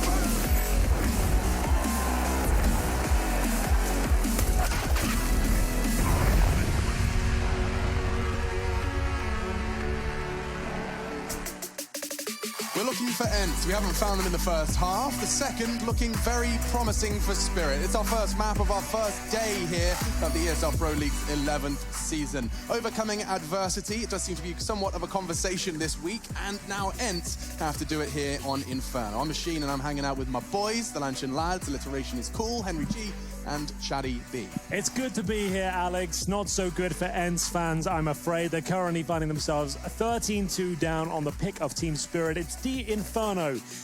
You'd think if they sat on the T side... It's disastrous, that's what it is. It's disastrous, it absolutely is. You think they sat on the T side, you think, okay, not too bad, it's a CG side of map. But no, actually, the dead opposite. You can see the odds from GG.bet completely changing there in towards Team Spirit's favour. They have a 13-2 lead here. Win this pistol, call it done. But online Counter-Strike, you never know. The Pro League curse was 13-2 way back in the day. Interesting. Way back in the day, 13-2. Producers know what I'm talking about. We'll see what comes through. Rush definitely knows what you're talking about. Oh, dear. I can't believe we're at the 11th season of Pro League, and I can't believe that if Team Spirit win this pistol, we're already done with map number 1. This has been a very quick opening to season 11. We're going to overtime. So, two very exciting options. It's pretty much how it works, to be honest. Yeah. There's Rush. Hey, Rush, look at his focus. Give us a wave. Guys, he's got to press the buttons. He's doing his job. He's actually got to... He's got to do his job. He hasn't cut... There we go. Thanks, Rush. Thanks, man. Let's see. Disbalance does look like he's going to be the receiving end of this app's flash. Just to note, both players are able to focus on halls here because their Arch player has full mid control. That was a little bit audacious. Yeah, I like the crossfire a lot. I didn't like that push so much, but there's one kill brought back in. Magix will have to deliver, and he does in spades. The bomb goes down, and the hopes and dreams of ENCE go crashing down with them. It is going to be a 3-on-2, X7 and Aerial, trying to recover the situation here, but spotted and vaulted upon. It's Magix with 3 kills in total after winning the opening duel once again, lads. It all comes crumbling down. That's not the first time. In fact, that was how the last round did find ENCE's second. Sunny going on a bit of a tear to find number 2 for ENCE, but now pistol lost and likely the map. Forcing, of course. What can you do with T-side Deagles and CZs? Not much, really. Hope you get offered up a couple of aggressive pushes from the CTs. They were spicy. So this kid, for those people who aren't too familiar with Spirit, Magix, as his name, with the 3 X's or the 2 X's that he has right there, he's a 16-year-old. Damn. More and more of these guys are showing up now like they've had their 15th birthday and mum said they can go pro. His name is Boris. Boris. I'm not sure if you would pronounce it Boris, but it's definitely spelled that way. He wasn't even born when I went to my first LAN. There you go. That's how old we are. Yeah. Less of a statement about him, more of a statement about... But I suppose what we could, like, with all these youngsters here, because this should just be a bit of a wash, really, in all truth of the matter. Yeah. With these youngsters, they kind of get to come on in and pick up where we left off in a way, or where the players before left off. All that learning of the way the game should be approached, how well you can use utility, mechanics. They come in and that's what they learn straight away is when everybody else is, they only see the peak at the time, right? So for the elder people, like Henry and myself, the version of Counter-Strikes that we were playing in the past played a lot differently, right? You didn't have everybody with amazing utility usage. Not everybody was as mechanically gifted. The game, the way it plays now, this is the best Counter-Strike that's ever existed. I don't think anybody could argue that. Yeah, you have to be the full package. At this point, you can't be a specialist in one discipline. You have to know it all. I only got by on my looks, so I don't think I would have had any business. And look how well... you wore a flag and you shouted. I did shout as well. There was an inflatable kangaroo. At one point, there was a kangaroo and flip-flops. So... we'll see if this flay from the CD spawn area comes through. It doesn't look good. The boost especially suggests this is, unless the CZ the pre-firing that, might not even get a chance. 3 kills from Chopper just needs 1 to guarantee the round, which will absolutely get. There it is. Might go down to X7 here, but apparently not. It's a jumping kill to finish things off. They get 1, but that was their force buy, and traditionally speaking, this would be a full eco, but now they have to force. So the same again, Desert Eagles and Armor, and it's Mir just having his way with them. That is either your favorite noise or your least favorite noise, that last round, you know, that noise right there, especially if you're on 15-2, that's probably your favorite noise right now. But for ENCE, Well, they're going to scrap together some pistols once again and hope they can make a miracle of this, because look how fed up Spirit are right now with all those nades. They're big boys. Yeah, they're going to start sending a barrage straight towards Sunny. You guys can catch just a little bit of chip damage. Shout out to little Momo. And round 18 could be the last round of play here. Can't believe I'm saying that to kick things off in ENCE versus Spirit. Yeah, I did think Spirit were the favourites just by how woeful ENCE have been as of late, but I didn't expect this. A barrage of grenades thrown towards middle hit their target, so did the bullets of Ma, as his Silence M4 finds its 4th kill in the last 2 rounds. 5 on 4, couple of smokes, a few pistols, and not much else to speak about here in this matchup on Inferno. What are the odds that this just bleeds out 1 kill at a time, or until there's about 20 seconds left, and then they don't even have many nades to work with? 2 smokes. They can smoke like Archside and Pit and just go for it. Isolated. Oh, never mind. Well, it was a good game. It was a quick game, and as my mum always says, a quick game's a good game. And she's never wrong. She is never wrong, Mrs. Birdshaw, and neither are Team Spirit on the T side of Inferno, apparently. Very impressive stuff in their first half. Ran away with it 13-2. Magic showed us what he's made of in the second half. Pistol as well. A comprehensive victory, to say the very least, but it is a best of 3, boys, and it was the pick of Team Spirit. Is that me done talking, or how's it? Right.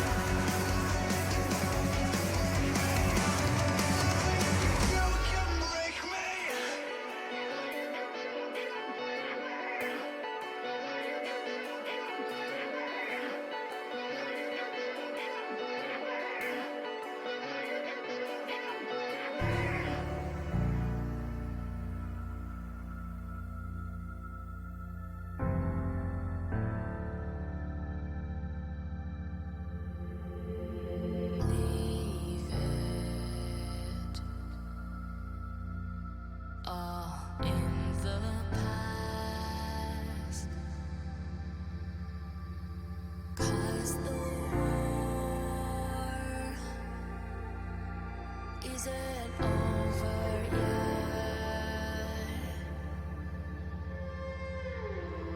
You lost one fight,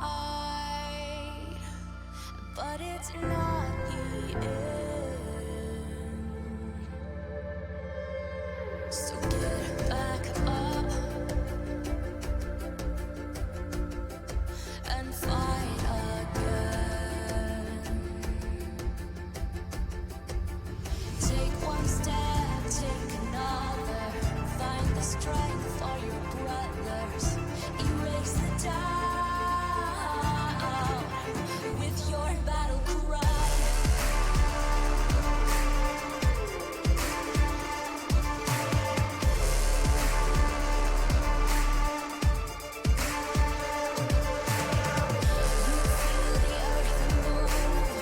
To the drum of steel boots, banish the fear inside.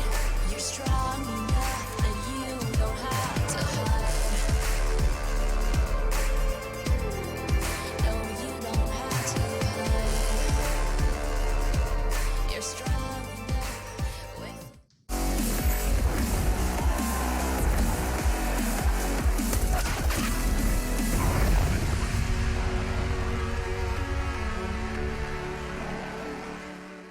Our first map, Inferno, does go the way of Spirit, and rather swiftly as well. Just 18 rounds of play, and the first map does go the way of one of the newest additions to the Pro League, Team Spirit. Young up-and-comers from the CIS region smashing, and the scores on the doors are rather indicative of a team effort, not only in defeat for ENCE, but also in that victory for Spirit. Just seeing what, 4 kills separating top from bottom, 5, 10 on Chopper. 4 out of the 5 players on Team Spirit only died 6 times. That shows you right there, that stat line, how competitive that game wasn't, right? If they're only dying 6 times, obviously the overall scoreline, 16-2. Well, that says the same thing, but it's showing you that those individual rounds were not very competitive. They were able to get the bomb down very easily. They were able to entry frag into the bomb site, trading more efficiently. Everything was great from Spirit. I was going to kind of ask to see the other side of the coin, because Hank, you were throughout that you were kind of observing what you weren't seeing from ENCE's CT side. Could we curate that list again? We've lost pretty much the fundamentals of that CT side. Yeah. What made them ENCE on the CT side of Inferno just seemed to have completely vanished at this point. Mainly talking about Alu on that CT side, about his aggressive AWPing nature, which was almost a calling card of his at one point. Throughout the history of his Counter-Strike career, he's always been a CT-sided aggressive AWPer. Like those mid-fights that you shouldn't win. Yeah.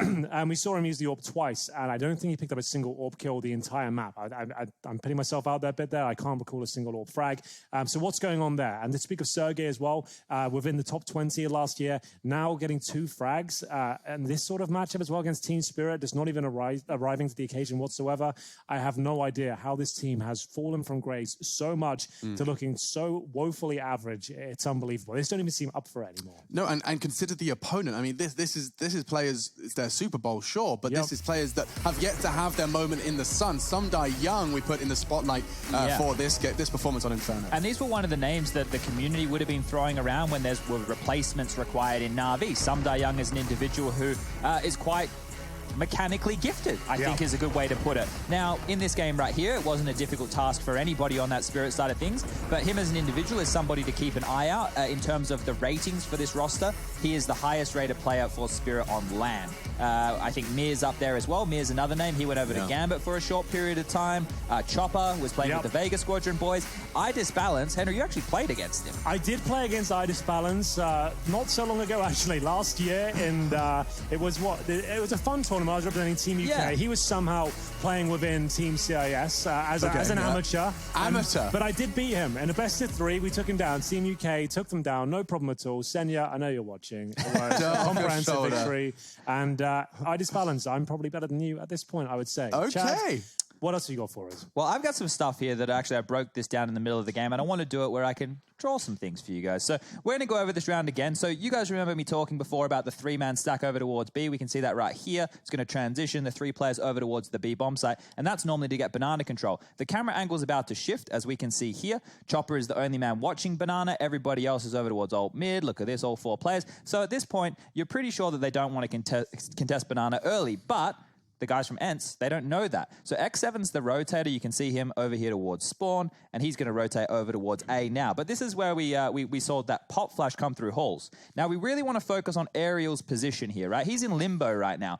He has actually opted to go play in the bomb site. Now, you would want someone in the pit position, maybe Castle, because what we can see happening here is they're all stuck at that tall box in sight. Now, once they're able to get pit control, just check this out for a second, right? If you're the T side of things, you now have players on pit, on balcony. You get to like aim map. You're all looking in the same direction. You're not being forced to swing around. If we did see a player in pit, or maybe graveyard, or maybe somebody a little bit closer up porch side, these guys coming out halls wouldn't have an easy time. And this was why that strategy worked so easily for the guys from Spirit. And even with the pit position being so commonly known, you can Molotov it, for example. We're seeing almost every single CD player reserve their smoke when that Molotov comes. You drop it in, you give yourself a one-way. It means, like, sure, you might not be able to kill yourself, but it takes them a good 10 seconds to flush you out, spam bullets, which they don't want to, and that's why you have that sort of crossfire and use the pits with full capabilities instead of both staying in the same position, allowing 3 guns just to gun you down from the same position. You know, sometimes people, they'll watch the pit players and feel like, oh, they're just doing the same thing. Every time we jump to Twist POV, he's staring at the bicycle with an underhand smoke. You know, like that, it feels boring, repetitive, but there is so much more method behind that madness and why we're seeing it so often. Magic's. It's a hard one, isn't it? Excuse me. Magisk and Twist, prominent pit players. Yes. Magic's in the server, of course, right now, where we're going to be getting into train when we get back. There is another break coming, but while we do take this opportunity, why don't I remind you about Clip It Chad? You just saw what he can do, and he can do that in an instant. Tweet us with the hashtag #ClipItChad, and we'll be breaking down plays as fast as this Australian can move his fingers. We'll take a break, and when we come back, we'll get into train and see if ENCE have got anything to show. These are those moments I don't think anybody else is going to forget.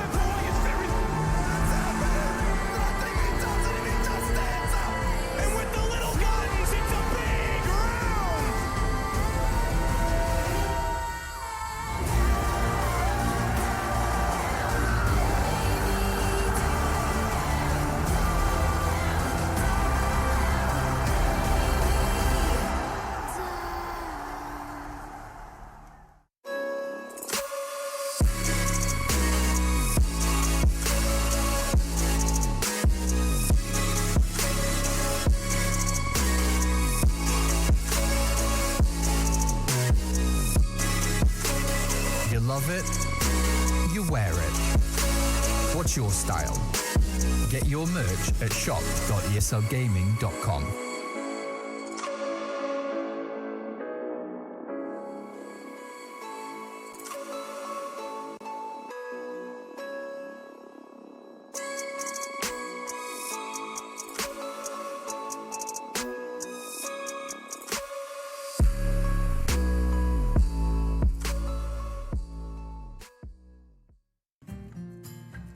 He wasn't the classic nerdy computer kid in school.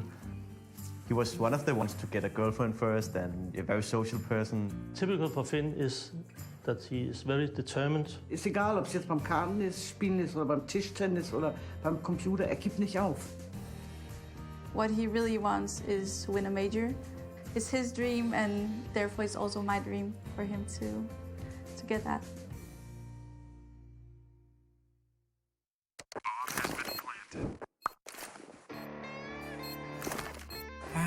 Cool, right? Want to know where I got it? Well, look, go to CS.money. It's a trade platform and a marketplace at the same time. Just choose, click, and get. Good luck, bro.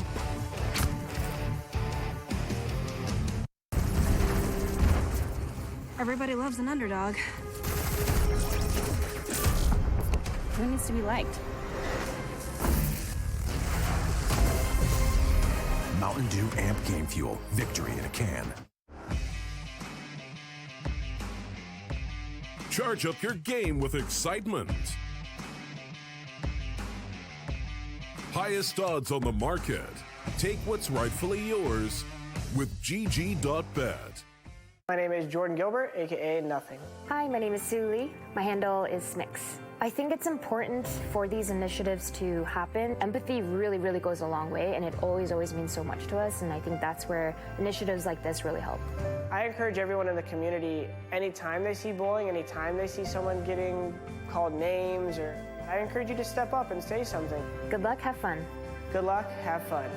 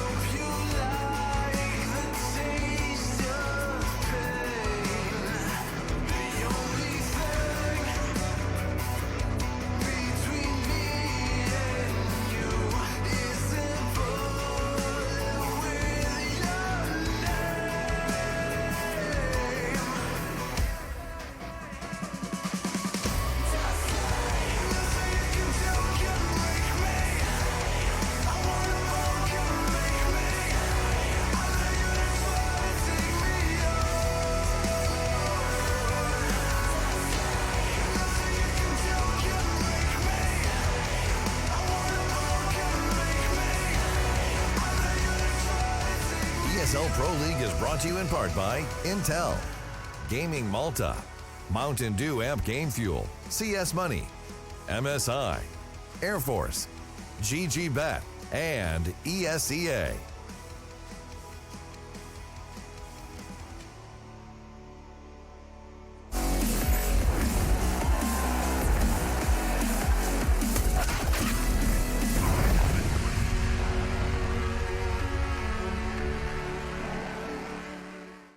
quite the statement has been made to start things off. Our 11th season of Pro League, and already ENCE looking a little shaky on their first map. It was Inferno picked by none other than the CIS curveball that is Team Spirit, and they delivered. I'm joined by Henry G and Chaddy B. We're here to talk about Counter-Strike all day long. Guys, Train is up next. Any different expectations here? At least a little? It can only get better for ENCE, at least. It has to at this point. Like, that was absolutely disastrous. But sure, it was the map pick of Team Spirit, but generally speaking, it's a middle ground for almost every single team. Normally seen the third and deciding map of every series, but for now, that does not set the tone well at all. The AWPing especially, we move on to the most AWP-centric map probably in the game right now. D-Train, Aloe didn't post a single AWP kill the entire map there, and if that's anything to go by, Chad, it's not looking good. Yeah, interesting to note, in that entire game of Inferno, there were only 2 AWP kills. 2 AWP kills in that entire game, weird. And both of them were for iDisbalance, who is the primary AWPer over there on the side of Spirit. So going into an AWP-centric map, as Henry put it, a map like Train, with those 2 individuals, we expect to see a lot more from both of them on the big greens. I don't know if that will be the factor here, but if you are Alu and you want to get in feeling in the game like you're doing a good job calling, it's also very good to find impact with that AWP, right? It helps your confidence. Okay, 2 previous in-game leaders of different iterations of Counter-Strike. Did you feel like you were calling better when you were fragging better?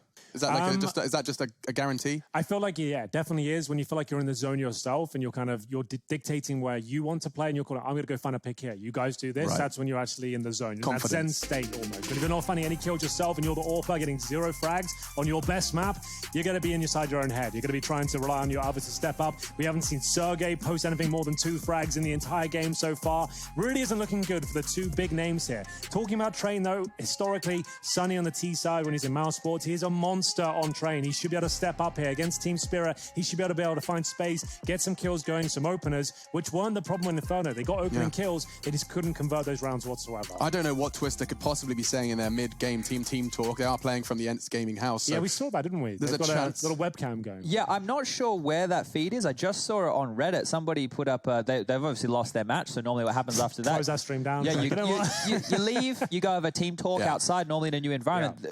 The only person left in the room at the moment, or according to the screenshot, it could be fake news for all I know, it was X7 playing Deathmatch. So we'll try and get our sources to work out if their sources are correct. But for now, it appears that X7 getting in a bit of extra headshot warm-up. Sure. And they all need it. Yeah, well... You know, they all need a few things. It did, you know, it does sound like we're kind of just beating a dead horse, but the reality is the independent fundamentals weren't there. People were not hitting their shots, they were losing their jewels, and the boys from Spirit were hitting absolutely everything. King of the Krieg, and we're getting ready for Train next. Yeah, they're looking good as a squad so far. The spacing is there, the tactics are basic as well. Really enjoying what they're doing as a squad.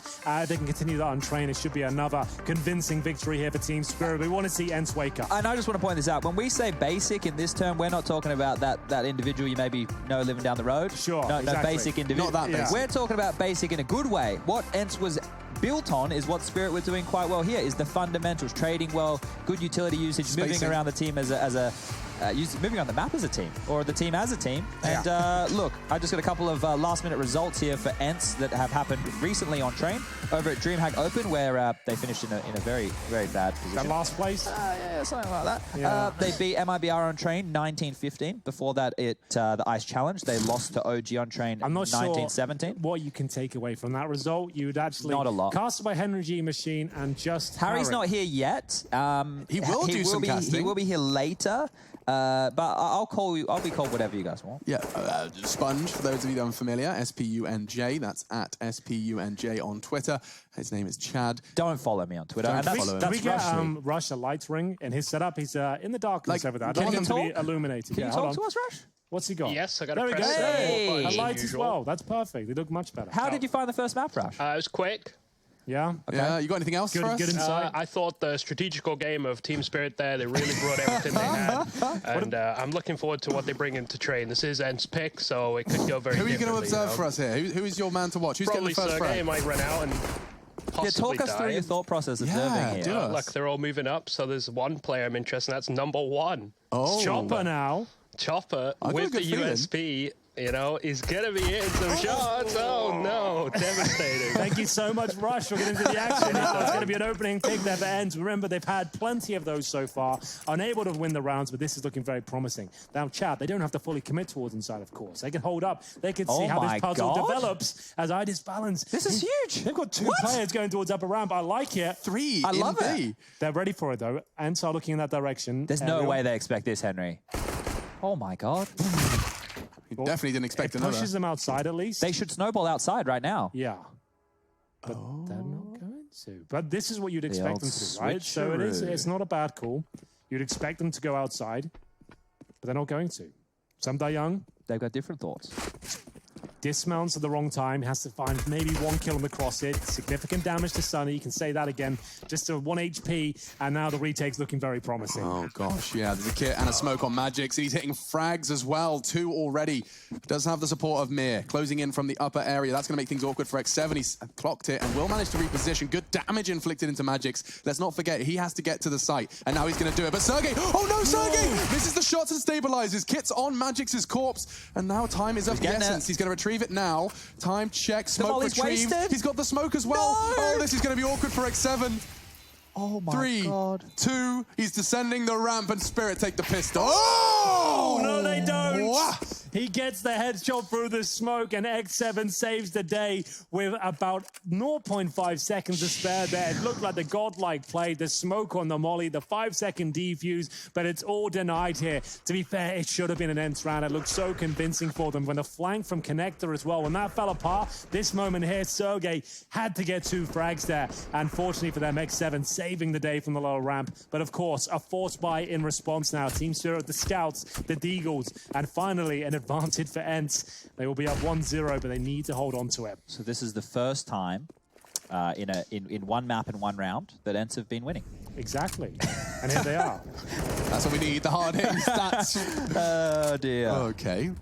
Let's see if they can build upon it. It is going to be a tumultuous journey with a UMP and some scouts to overcome. Disbalance and Magic's rocking them.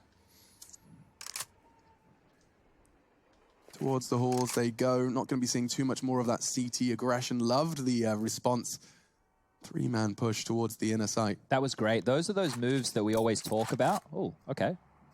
They're coming in on us, actually. Scouts are so dangerous on train. With aim like that, oh no. Oh, he goes unchecked, will finally fall, and that should be the site. Not necessarily the round now, however, a lot more promising. Sergey will eliminate the flank, and it's going to be very difficult for the remaining Deagle. And, excuse me, an AK for Magix. He's managed to pick that up off the corpse of Sunny. Some Die Young stalking his prey. Wants to punish Alu. Oh, he would. I always hate it when you've gone too far, the trigger discipline. Like, see what's available to you, sure, but if you're going for a complete 180 and is hoping they don't check, that's when things can go wrong. There was a knife there available, but I guess he only loses the Deagle. It's going to be the AK save for Magix. 2 kills to his name. There's no real need to chase him here, considering the money's low on the T side. Let him save the AK. It's not that he can force up around it, but he'll hold towards the waiting room right now and look if they exit. And it looks like they'll just be holding towards upper ramp. But there it is. ENCE will get their second round there. A little bit dicey at one point, but well held. They give up 1 AK. Magix has been playing well so far. Maybe he can have a bit of impact here. This is the moment. Maybe this changes the tide of the round. Yeah, he puts a UMP in his hand. There's a second chance there, and you can see Alu's POV. Oh, hi. We all like free things, so I guess Alu's going to be pretty happy with that one right there. They say nothing in this world is free, Chad. Maybe they're lying. Maybe they do. But who is they, anyway? I don't know. I think technically we are they. Ah, yes. Yeah. Okay, so... Fast one this time. Yeah, I don't know if we're going to see anything crazy different on a map like Train. I'm assuming we'll just see the standard 5-lane smoke. Like this. Okay. Like that a lot. This kid is good. Not the best setup in this sort of round, but still they'll pull one back. That's going to be Sergey. AK removed. Should be round.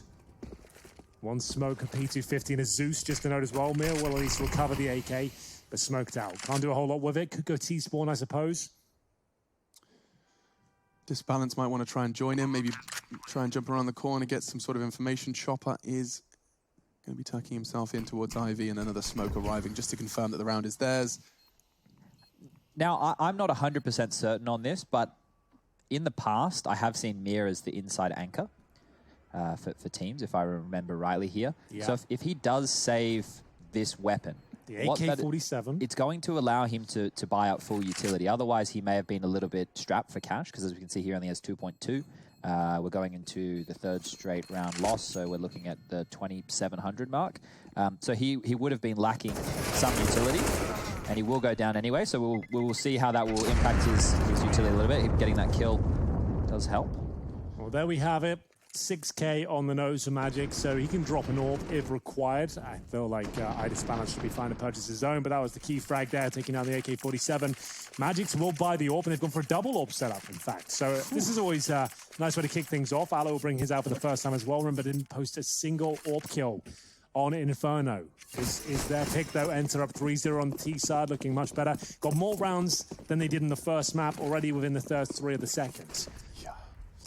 And I am really enjoyed watching iDisbalance on his train CT side opening before. He tends to go for some aggressive plays towards the main. When he feels the need to pull around out of the hat, he likes to pull that aggressive stance off. And Alu, great reaction, gets flashed off. And just with a gnat's wing of a gap, he does manage to punish Magic. That's one of the AWPs taken down.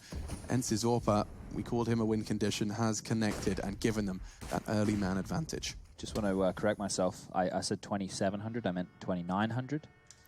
9 and 7, they're close to each other. Yeah, they've got the little taily bit, fancy stuff up top. Talking of fancy stuff up top, Sergey gets one upper. I think this might be an important theme to keep in mind for Spirit's CT side here, because we didn't get to watch a lot of their CT side over there on Inferno, but how they've dealt with losing opening picks right now is sending individuals into win heads-up duels. So if ENCE are going to milk the clock and play very slowly like this, and we're going to see people like Chopper, like Nia, needing to take attention elsewhere in the map, we're going to see the ability of ENCE to pick up a lot of free kills, or a lot of kills where if they are holding their choke points and doing their default, they should at least be favored to win those fights. Very impressive round here from Alu. Much more like it. 3 kills to his name, but he has gone down at this point. They were all with the AWP this time, so much better scenes. As we'll see, Someday Young desperately holding the M4. Nice shot towards Ivy. That's about it. At this point, it's just a matter of self-preservation. Can he stay alive? Ariel covers the AWP on the floor. This is looking good, friends. 4-0 on the train. T side is very welcomed indeed, considering what happened at Inferno. Bomb to go off and 3 players to survive. The money swells. You win the round by virtue of explosion. It's $3,500 per player extra, so you can see that money increase further and further now. They'll be safe for a few rounds. Someday Young, not really the same story. Our maximum loss bonus now for this round, which he'll get 3,400 on top of his 0. So we'll survive. Got 4,100 there in reserve. So with 1 saved M4 maximum loss bonus, you can buy, but it'd be like FAMASs, MP9s, maybe a scout thrown in there. Probably better off just buying Deagles around the M4. That was a beautiful round. Single-handed victory secured by Alu as he found that 3rd frag just towards the Z before the trade could come in. Back into the action with only that M4 on Someday Young, which he only just managed to hold on to. Let's see if it pays off for him. For now, going to be throwing out the early utility to try and keep them locked in towards main channel, towards all. Off aggression from Mir, though the MP9 does manage to keep things level, 4-4. And a slow walk out from Sunny. It is a duel that favors him, of course, just the Deagle and disbalance, and a hard shot for him to take. Does realize the error of his ways and repositions. For healthy at the moment, 4 versus 4. Oh, see, there's another kill offered on up, and because of the time on the clock and the fact the CTs are lower, nice shot there from iDisbalance. That's huge, but will they expect Sunny to be pushed forward already? He's going to get offered up a freebie, will capitalize, but now at least they know his position. Well, 3 versus 2. iDisbalance has been the best member for Team Spirit so far. We'll see whether he can keep it up. As he fires off shots towards Pop Dog, that's not bad at all. And Chopper, guaranteed frag in the back. It's going to be the 5-7. Sunny left as he holds towards Ivy. Sits in the smoke for now. No utility available, but we said he was a monster on train before. Can he step up once again with 45 seconds remaining? The first kill will come in the form of iDisbalance. Currently towards the back of Old Bomb, but the timing works in his favor. Sunny won't fully commit to the check. But towards Ivy, there might be a kill there. If he swings towards it, though, the sniper is waiting. He's going to get close to the wall. Try and get across Chopper. Very quick reaction. 2 from him and 2 from Disbalance. Chad, you seem rather impressed by the Disbalance frags he's pulling off there. Yeah, well, in that kind of situation, right, they obviously have to take risks because they are up against the rifles, but the range of those duels is what's so impressive, right? To beat an AWP player who's in connector, he would about to see this fight. He knows the lines because he is an AWPer, but still to do it with an M4, and then the old bomb position looking towards Popdog, another very difficult spot to win a fight like that. So I just balanced with two very important kills right there. Yeah, and it's got them back into the game as well. Just when they needed a round, you can see that we're going to have a faster approach with Sunny. The decent spawn does yield a little bit of damage there. 52 towards Sumdai Young. Converts it as well. Notice the second player towards the E-box. This is more like it from Sunny. This is the kind of play we want to see from this guy as he manages to get himself towards hell. They have the man advantage again, and once more we need a player from Team Spirit to step up here. What's going to be the reaction play? We've left the inside bomb site completely open. There's a rotation from Midas Balance, but that's where the bomb is heading. We are going to see that planted by X7, and the retake, nigh and impossible at this stage. The Molotov going down, open plant. I'm not sure you even go for this one, considering the money's so bad.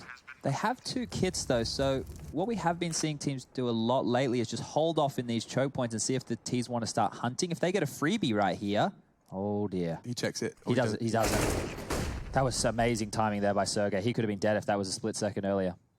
And that should be enough. Yeah, they're backing away. They'll accept that this one's going the way of ENCE. And again, off the back of Sunny, two quick frags as he burst his way out. I liked how they found him in the end. I liked the reaction to his presence in Old Hell.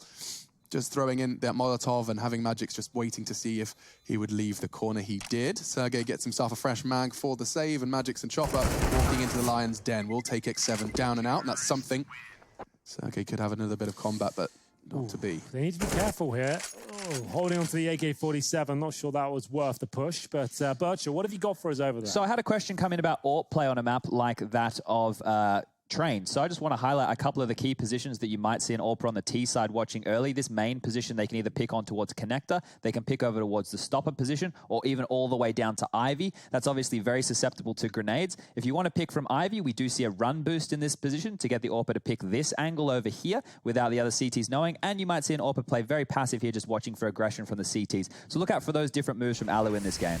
He certainly will, and he has got his AWP this time towards the Ivy position. No run boost, but instead just hoping that I think he caught a glimpse of Magix jumping over the edge of that smoke. Does get naded down to 79, but the game goes on as some nade damage is exchanged in return. X7 down to 76.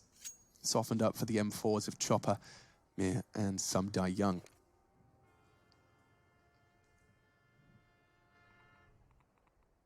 It's all very quiet now. This is the slowest paced round we've had so far. It's going to be an inside execution from ENCE. I like this. You haven't really dropped a set piece so far. It's been lots of just defaults with opening picks on the AWP. Now you're going to drop the inside execution with one player in position, the former Sergey as well. He's confirmed the brown halls are clear. Everyone can make their way over. And a map like Train, this is okay as well. Inferno would be a little bit compromised because CTs will push around the map and get information. You won't really see that on a Train unless they push Ivy, which you've got X7 covering right now as well, making sure that's absolutely fine. And they're going for a similar approach to what we saw in Inferno. The apartments, flashbang, they'll do that towards upper ramp. They'll probably smoke connector, flash over a couple of times and just try and bail out of the upper ramp and trade out kills. Mir is in a position to basically just catch them as they... They're ready for this. Yeah. They know this. Chopper does get the first, gets the bomb, the info, and survives. It could not have gone worse. 5 seconds that ends. Oh no, and now the smokes have gone wrong. Sunny will throw a replacement, and now the bullets are getting thrown at them with just 18 seconds left. Where is the bomb? It's on Sunny. He knows he dies if he descends. This round is essentially lost. What can you possibly do? 10 seconds as he stands in that smoke. He wants to get out of there. So, Chad, I don't want to speculate too much, but for me, that's Team Spirit watching the demos events and just thinking that sort of play, that the way they coordinated two players towards upper, especially towards top of ladder and the ramp. That's quite a common setup, but the way they did it, they were very ready to the fact there could be multiple players up there with rifles. Yeah, considering how forward they were in yard for a lot of that round, they were normally, if you're going to be aggressive in yard, you won't be aggressive inside, right? You'll choose one of the bomb sites to retake with. So it felt there that they were hedging their bets. Like it was more than a guesstimate, you know? Yeah. So in that scenario right there, I liked the poise from ENCE, the fact that they didn't get flustered after they couldn't get that Ivy pick. Oh, now they're knifing out a spawn. That's we want to stay away from that as much as we can. I hate that. That late round situation when there was only 10 seconds left on the clock, because their economy hasn't been built up enough yet, the decision couldn't have been, hey, let's just stand and fight and take as many as we can. We're still going to lose the round, but we can hurt their economy. They had to play for this save. So Spirit within this round right here, if they convert this cleanly, if they're able to get this done with at least 4 players staying alive, this is a fantastic platform for them to start building a bank of rounds on their CT side. Well, towards Popdog we go. That's going to be clear for now, but in terms of the defense, Mir's outside. He currently throws an Incendiary and HE combo towards main entrance. They're going to try and claim that territory. You can see the smoke down towards Pop Dog to enable them to get access to that side of the map, but it costs them their life. Without a helmet, Magix will be taken down by the Glock, no less. That's quite an impressive pickup, and that kill even more so. Mo with 2, saves the round, gets the bomb down towards Pop, and then now it's just Alu, joined by Sergey, who's got a Deagle. Wouldn't write Alu out of this one. And that's a good connection. Starting things off, Sergey will draw attention towards Ivy, and now the CTs are split between them. Goes a little early, but Alu can convert at least onto 1. Now looking certainly a whole lot more winnable than before. With the bomb down, and his position known, he is compromised, but sure, if he brings it down to a 1v1, he's got a very good chance of winning it. But how does he get that first kill? He's good at close-range sniping, and that's exactly what he's going to find here. Idis with the same weapon on the other side. The HE will actually connect somewhat, and he's going to hit this. Alu doesn't miss those sort of shots. He's got a 1 versus 1 now. 15 seconds. The plant probably not likely. Mir just tucked in on the bomb train. Alu's just stampeding like an elephant, and Mir will punish.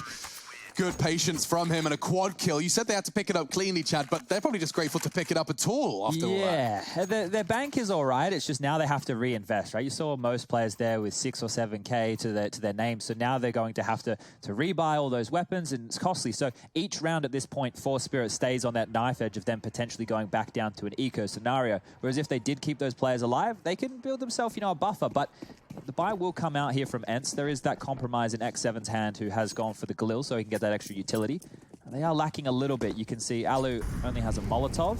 Ariel has nothing to his name, so maybe they'll be a little bit quicker in this round. They can't loiter around the map in the same slow-paced motion as what we had seen previously.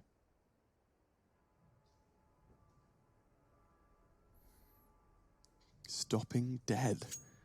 Round 9 of our second map.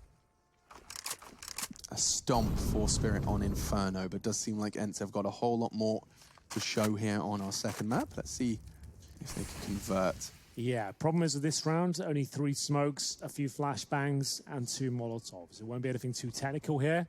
Maybe more of that Wolfpack mentality towards inside we saw before. That was thwarted by the likes of Chopper, but he's out of position now. He'll be going down for sure. Caught with his pants down.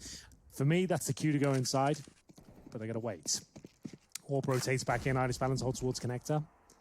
And here's the reaction from Mir. He knows he needs a bit of intel. Needs to push towards Ivy.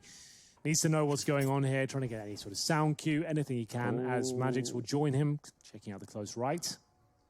They're so active on the map on the CT side. I love to see it. But they're so far removed from the action. You see the bombs down towards inner. So sure, they're pushing towards inside now. They are sending Mir with the M4 towards T-spawn, but they've done well to get back in time. Just in time. Just as they hit upper. And here they come. Smokes her up, but some die young. He does not go down. Second, not too easy. Alu's going to find it. Balance finally makes that orb on the defense work. However, that guise of the smoke will keep another heart beating for ENCE on this retake. It's 2 versus 3 and looking rather impossible. From behind, it's Mir, anticipated and at this point held by Sunny. I don't think Mir can do enough here. That opening kill was everything. Sunny, though, looking very sharp right now on train. Idis Balance, the AWP, probably the worst weapon for the job. He'll have to start falling back any second now. He knows the player towards the lower ramp. Wants to get him before he goes down. If anything, that might just cost him his life. Trying to fall back, scrambling now, and there it is. It will be ENCE to pick up another 6-3 on their T side of train. Sergey saves the AWP, 2 kills to his name, 9 in total. And the money should be broken on the CT side. We've got Chopper 2,300. There's a buy there, Chad. This is like timeout territory. Discuss your options, but as you mentioned, we probably won't see many timeouts considering this is online. Yeah, I want to point out ENCE leaning towards this high ramp late as opposed to the low ramp. I think something to note here is the rotation points coming on through. If you have to swing and take a fight against 3 or 4 players high ramp from Connector, that's quite a scary fight.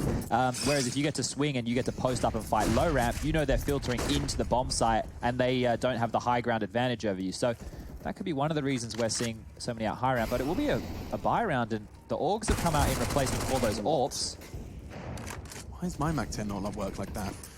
Long-range spray for Sunny. The lack of helmets that's really doing Spirit in there, but they've only given up 1 kill so far. X7 and Alu. Definitely a chance to win this. The M4 becomes a lot more powerful as well, the lack of helmets on the CT side. But in terms of positioning, it's Alu ready and waiting. So good in these sort of scenarios. Make a mistake, he'll capitalize upon it almost every single time. His teammate can't do much. There's no flashes, no smokes. He's waiting for the flanks, and that's fine. You've got a minute on the clock here. Might as well explore your options. The smoke does give up his position somewhat, but allows him to focus more towards the bomb train. Oh, Magix is even flirting with the idea of pushing through it, changes his mind, realizes no need to give any early advantage to the limited T side. Just 2 members for ENCE. Molotov towards the bomb train. X7 closing in to try and take these fights. Tyloo tucking in on E-Box, but he's lost his comrade now, and so a 1 versus 4 does feel like a little too much of a tall order. First frag found, Disbalance falls, and a second quick reaction. Chopper's gone. Oh! So is Sumdai Young. Tyloo flying to secure this 1 for ENCE. 1 remains in a phenomenal, almost impossible clutch scenario. He sees him and hits him, no less. Oh my God. Magix, 50 caliber round in his ankle, but he secures it for Spirit. That's insane. How did he not win it? It looked like he was absolutely locked in there. Tyloo spots the final player, lands the shot after hitting 3 showstoppers, but still it wasn't quite enough. This is what we wanted to see on Inferno. We got nothing. Not a single orb kill delivered. We'll see this from Magic's point of view. He gets a shot in the ankle and survives after 3 successful orb kills were found.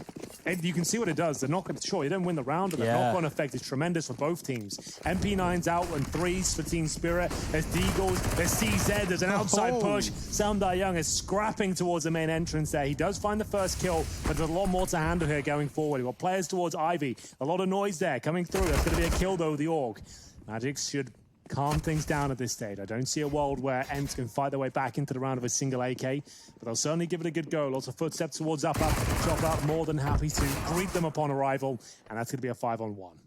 Assuming Sunny goes down, and he will, that is the 2nd clean round so far for Team Spirit on this CT side. Now, if you're a new viewer to Counter-Strike, Train is a map that is CT-sided, just like Inferno was CT-sided. You would be hoping to post at least 9 rounds. Right. So the fact that ENCE have already got 6 would mean that Team Spirit need to go clean for the rest of this game here. And that is a good step in the right direction, being able to win another round in that regard, because before that, we only had 2 players survive, 1 player survive, 1 player survive with that almost Tyloo clutch. They need to build this buffer. And remember, that was a forced buy from ENCE as well. So we have a full eco coming up for ENCE. So this is a very good chance now to keep all 5 players alive. And you'd think the MP9s, not great weapons for this stage of the game, but actually they'll be able to farm a lot of money against these Glocks, take some risks, and they wouldn't even care if they died at this point. We're coming to the last few rounds of the game. You get 2 or 3 kills with the MP9 and die. You don't want that gun going forward, so that's okay. That's why Chopper's so up close to this stage, but he might find himself in a bit of trouble. Finds the first kill. $600 in the bag. Regardless, now be able to buy up fully into the next round if he dies. So we'll see if they can keep this up. So they can rotate players towards outside, of course. That's confirmed that inside is completely covered. And it should just be a matter of time before hopefully the MP9s find the majority of the kills. 2 kills there, and we said it would be nice if it's a clean round, which it absolutely is.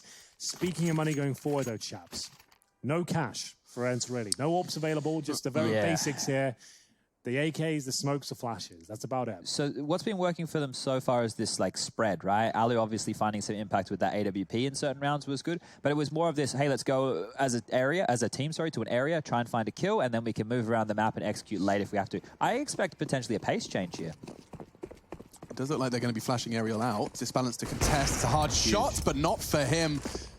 Catching Aerial before he could make it to Olof, and now that early first blood has been returned, and then some. X7 and Sunny standing proudly outside the site. It's Sumdai Young to try and win the crucial duel, and now Chopper, yes, his opponents are wounded, but there's 4 of them, and he's on the wrong side of the map. This is ENCE's 7th. Yeah, you want to see that change of pace? There it is. ENCE manages to pull the way towards outside, and Chopper, nothing he can really do here. The solo orc towards inside will have nothing to say about this one. And you can see ENCE had to battle their way through that one. The amount of damage they took upon arrival, the grenades, the incendiaries landing, it was successful for Team Spirit, but great shots from ENCE does enable them to get the bomb down. It's a 4 versus 1, and they'll take the lead no less on the T side of Train here, 7-6. Most notable on the score table so far, I guess X7, 3 and 7, but the fact they're up 7-6 doesn't really matter in that regard. Everyone fragging pretty equally for Team Spirit.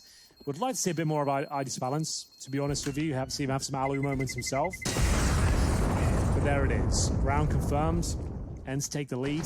But we did say Team Spirit have a decent buffer of cash after winning that full eco, so they should have another buy here.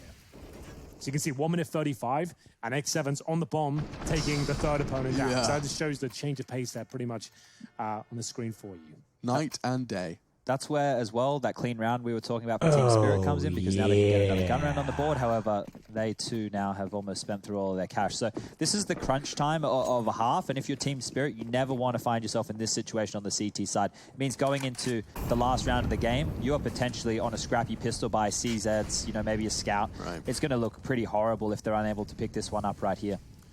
So this is their chance to win the CT half of Train. Just balance aggressive AWPing. We talked about it. He likes to take the fight to main. And now he's got a teammate to take the second fight with him.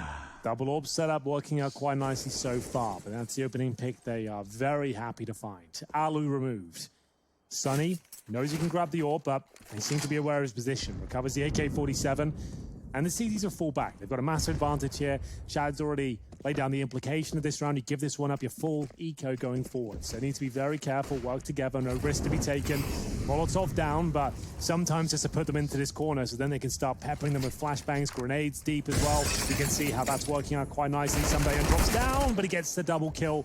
The totem drop once again fails, and it's a 4 versus 2. Make it 5 on 2 with Someday Young still alive. More like totem flop. Totem flop, exactly, Alex. That's the kind of stuff we brought you in for.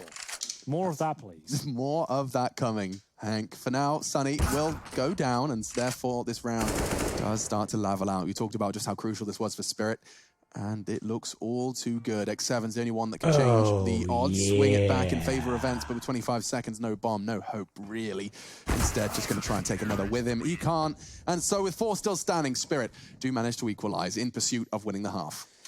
Wow, what a final round of the half it'll be. There is a full buy for ENCE available to them. They had a great start. Remember, 4-0 up to kick things off after winning the pistol, which came down to the minutiae, Chad. The fact there was Team Spirit lock-in. The smoke down, the defuse there, 1 second to go.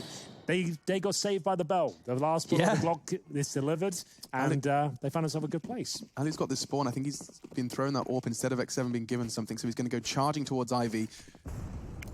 See if he can find any early first blood. We'll peek over his flame. There's already a CT there, and my goodness. He's taken 96% of magics out the round. And with just 4 HP, he stands his ground, and that's so mad. Yikes. X7 jumping for info and gets more than information. He gets lead in his head, now dead, and Someday Young is looking to try and challenge on this E-box. 2 out, rather uncontested at this moment. ENCE are getting chipped away at. Another for Mir. Really nice round in so far from Spirit after losing their first bit of damage as well. It looks like it's a convincing finish in round number 15. They will win out the half, and Tyloo still is alive and kicking. This time can't hit the second shot. It will be Team Spirit getting their way back into this half after what looked like a complete disaster. 4-0 down. It finishes at 8-7 on the half. It's the map pick of ENCE, and they're looking much better, especially Tyloo, who's finally landing some impressive shots there. I want to see more of that, and I want to see more of the same from Midas Balance as well, who did most of his work with the M4. We'll take a break and see whether Team Spirit can finish this in a 2-0 fashion.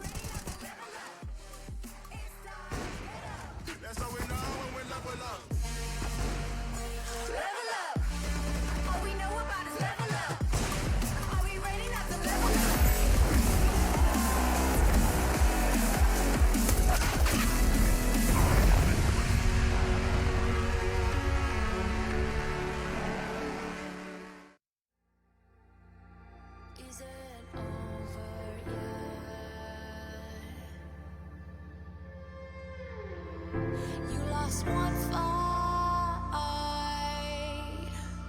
but it's not the end. So get back up and fight again. Take one step, take another. Find the strength for your brothers. Erase the doubt with your battle cry. You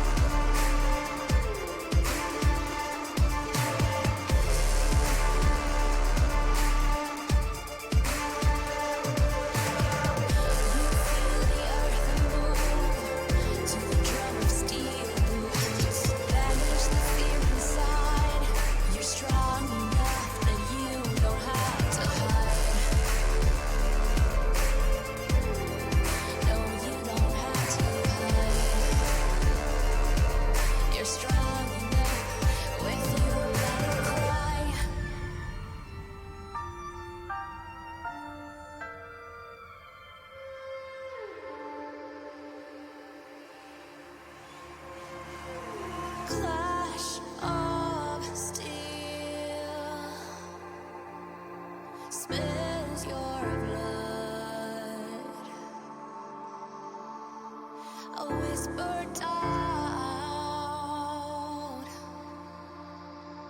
Oh, yeah.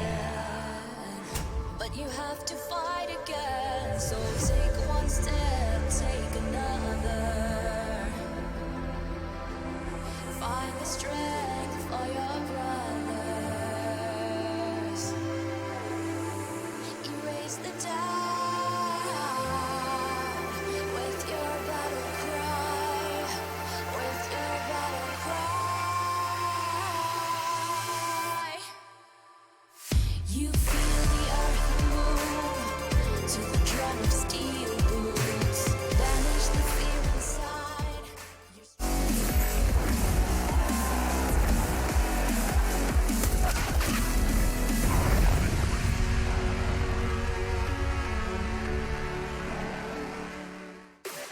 ENCE have managed to arrive. It took us a map and a half, but 8-7 in our second and our first day of Season 11. It's time to see if they can close this one out and take us to our third. We're hanging out here with the Lanchin lads, myself, Machine, Henry G, and Chad Birchall, otherwise known as Sponge. Hi.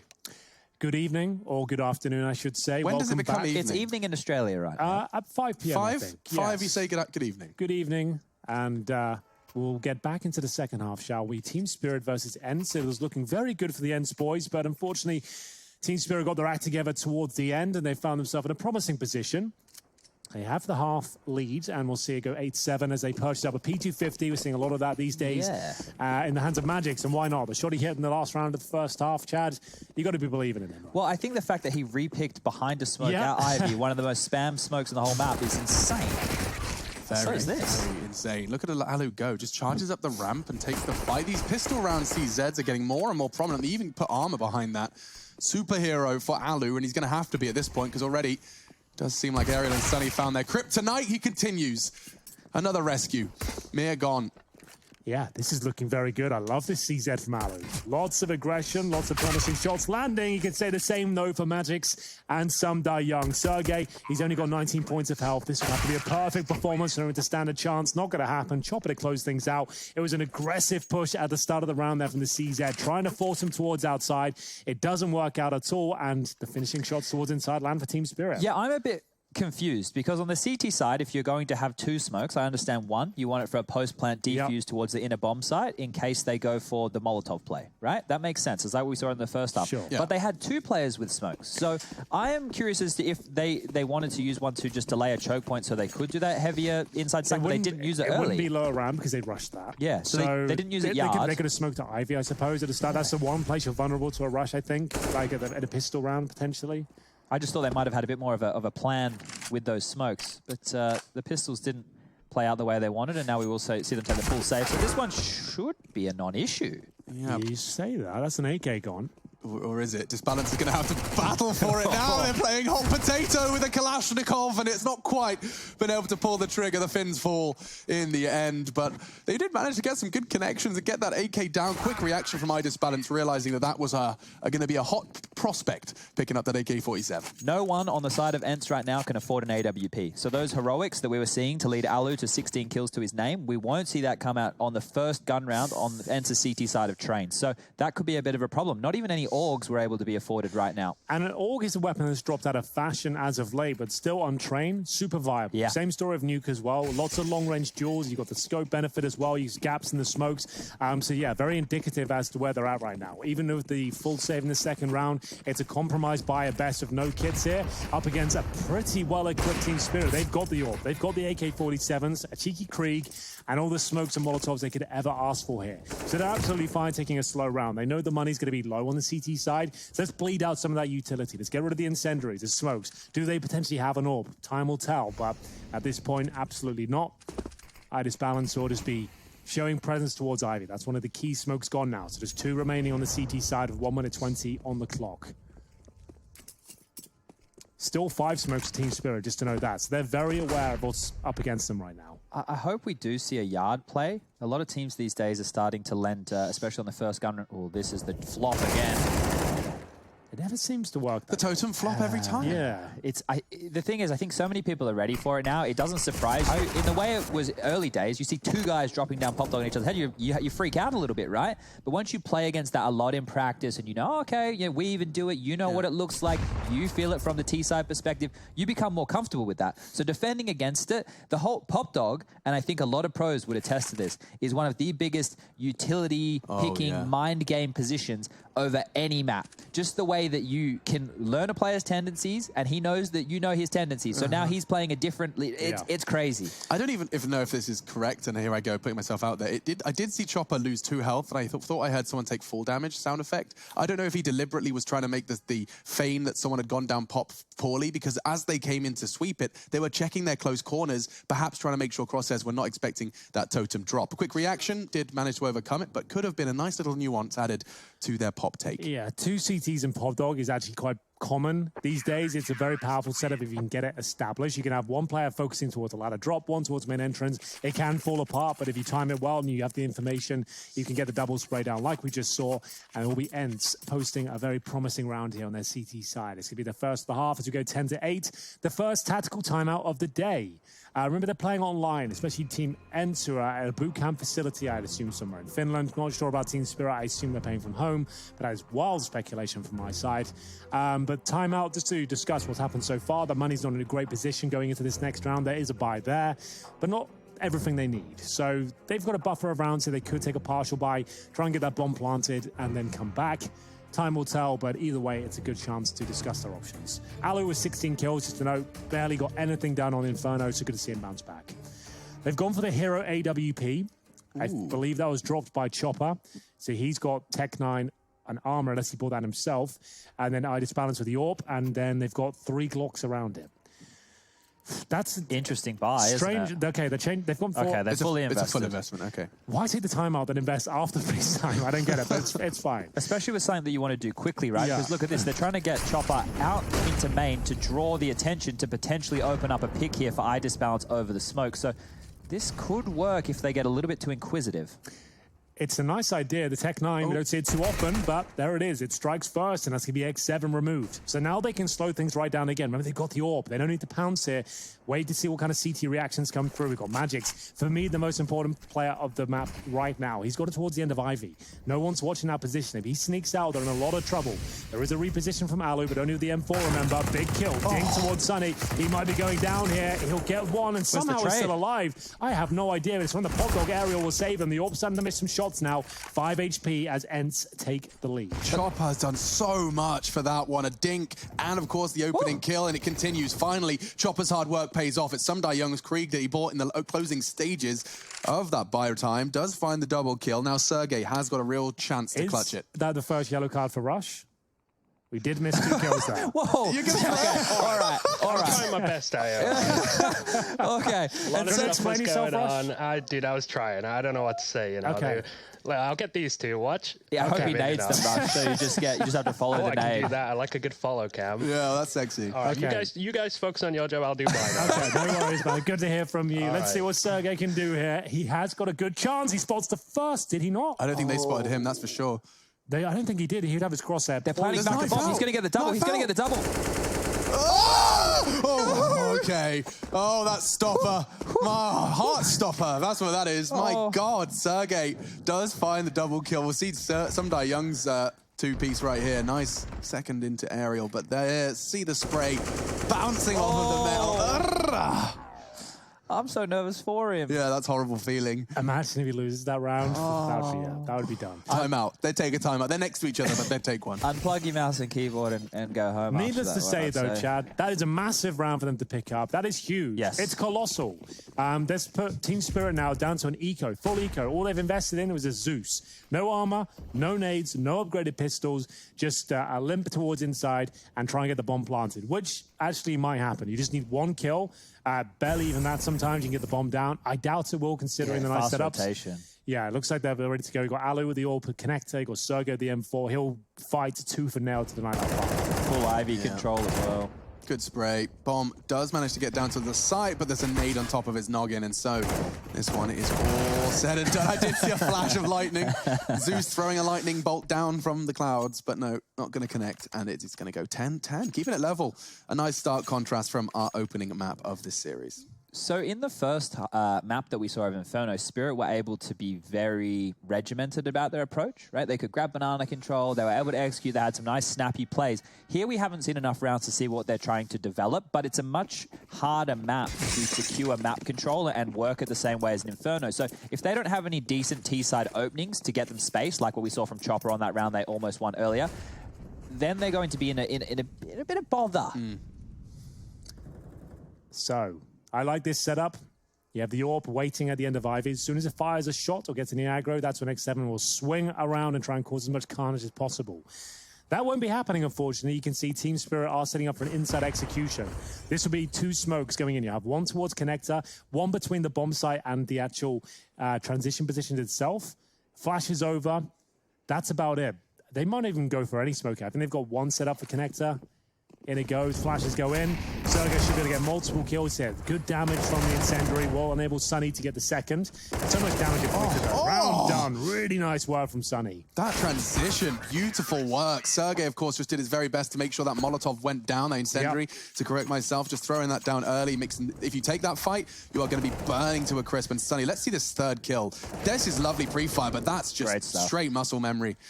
Great work. Impressive. Like, that incendiary is everything. I mean, Sunny can just focus on that first kill, knowing they can't flood through that area, turns around, catches the players, pushing down towards the sidewalk, and then the third. Beautiful. Stellar shot towards upper, and at this point, it will be a full eco. Team Spirit just Eagles, no armor, and if ever doesn't matter, find a few 1-digs. Train could be it. Thank you, Irish Barons, for showing me how it can be done. I knew I was onto something there. All right, Henry. Got anything else for us in this round? Maybe another Deagle kill. Oh, no. Oh, wow, disbalance, man. He's like world edit, but he can do it with a Deagle as well. And a little bit more consistent. And a little more consistent, yeah. He sets records and then but the opposite of that is Tyloo, however, keeping his AWP more consistent as he has been here on Train throughout, closing in on 20 frags. And despite Disbalance's best efforts, this will go the way many anticipated. Just going to be ENCE collecting their 12th, 1 frag away from doing so. We have it. I wouldn't say this is like last chance saloon right now for Team Spirit in this map, but definitely with how clean that this last slew of rounds have been for ENCE, I would say unless they can make one competitive on a gun round, that's just a pre-fire. That's ridiculous. So, from what I can see on your screen, Chad, in the last 5 rounds, ENCE have only given up 6 kills. Yeah, which means that bank is built very nicely. This is what I was talking about for Spirit in that first half. So, ENCE here have a buffer. Even if they lose one, they get an opportunity to adjust and then go into that next gun round fully stocked. So, they don't feel pressure right now. Like to see that. This guy. He's just like, it's a perfect example of just how nerdy we've gotten, you know? Like, did you see that one in Kenny at Katowice where he managed to hit that shot and then got a second wallbang as well? He got no kills and no information, but he did like 50 damage to 2 players at the start of the round. Like that. Pretty insane. He just has no idea. Chip damage or unconfirmed damage. Lots of that. Let's see how round 23 does shape up as they're all gathered. Same approach we saw from ENCE, this upper focus. With 3 players towards outside and the CT forces, quite up close and personal he as well. messed it up. He was trying to transition onto oil. Doesn't cost him in the end. He still holds the line in time, and now 2 frags in quick succession. Tyloo done almost all he has to a second perfect incendiary. Chopper's flash by X7. This is much better from ENCE, but it's not quite over yet. Magix pays quite the price to continue his aggression over the flames. He does it again. And now can get that bomb down. Nice route. Yeah, that's all he really wants to do at this point. They haven't even got close to a bomb plant, and Ice Balance is a good shot so far, but that one had to connect to give them a fighting chance in the round. They'll have to win a 3 versus 1 at this point. A nice shot towards Aerial, that's about it, but once again, completely shut down, and Tyloo, perfect position there, Chad. So they were trying to hope on, or bank on the fact the AWP being connector. They've smoked connector, they're smoked by the bomb train, they've flooded 3 players out towards upper, but he's in the position where he's not flash, he's just watching them come out, essentially. It's actually lucky that he missed that, that swing, because if he was in that position, he would maybe get 1 and then have to fall to a more passive line, meaning that the rotators coming in would be in a bit more trouble. But the fact that he could reposition, hide, then repick and go for another kill, he ended up in almost the best position he possibly could there. Absolutely. He's got 22 kills as well.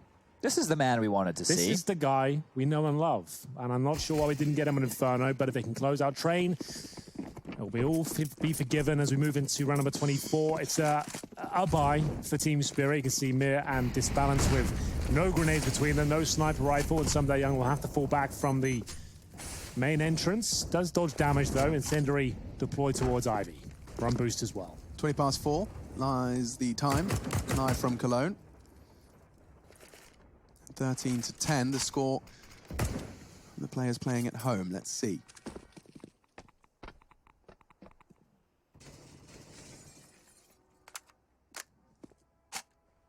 Lots of utilities just been used from both teams so far. We're going to see them almost max out, probably just under a minute here. It's Mirage as the third, right? Yes, which I would say starts to favor the CIS team. I wouldn't be surprised, or perhaps there's more surprises, twists and turns in Train.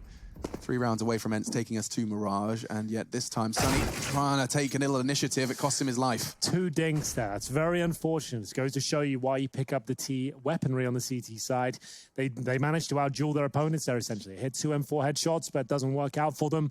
Mir and Idis balance low, but still a 5-on-3. A fighting chance for Aerial. As he makes way towards main entrance, Sergey gets 1 kill. He'll have to find a few more, though, to stand a chance in the round. 4 versus 2. Alu, Sergey alone, and somehow doesn't get that kill. I couldn't tell you how, and it will be Team Spirit keeping 3 players alive. Or 4 with the strange thing here is that Sergey has 17 kills to his name. It's not that I felt that he's been like underperforming as an individual. It was the moment in that 2v1 clutch where I almost fluffed the spam, and there it felt like he had almost another sitter, right? So a couple of ones have gone missing for Sergey so far, but I think that point that Henry made was huge, right? The fact that they got the initial dink, it means that they reacted quicker, right? The Krieg was able to come on through and be the more superior weapon here, as we all know and love at the moment. But that was just a round where maybe ENCE over-committed with that utility early. They didn't have a lot left. Well, they had plenty of money, at least, going into round number 25. 13-11. They win this one. They're in a very good position to close it out. Money just won't be there. And the grenade and spammage coming in from Sunny is fantastic there. No assist. You can see that was all him. 5 versus 4 with Magic's down to just 45 points of health as well. So what's the reaction? They've got 2 smokes, a few Molotovs, no map control, and they'll start a little gambit towards the Ivy position. But no one's going to be challengers in the CT side. Exactly that. Alu doesn't need a kill towards Ivy. He doesn't have to take that risk. Run down the clock. They can drop an incendiary there. They have to. They can drop a smoke there with Alu's position as well. So as soon as he detects from the other side, smoke it. You've bought yourself 20 seconds towards Ivy. He'll be dropping that as soon as he gets his first kill. That's when he drops the smoke. We'll see if that comes into fruition. First kill comes in now.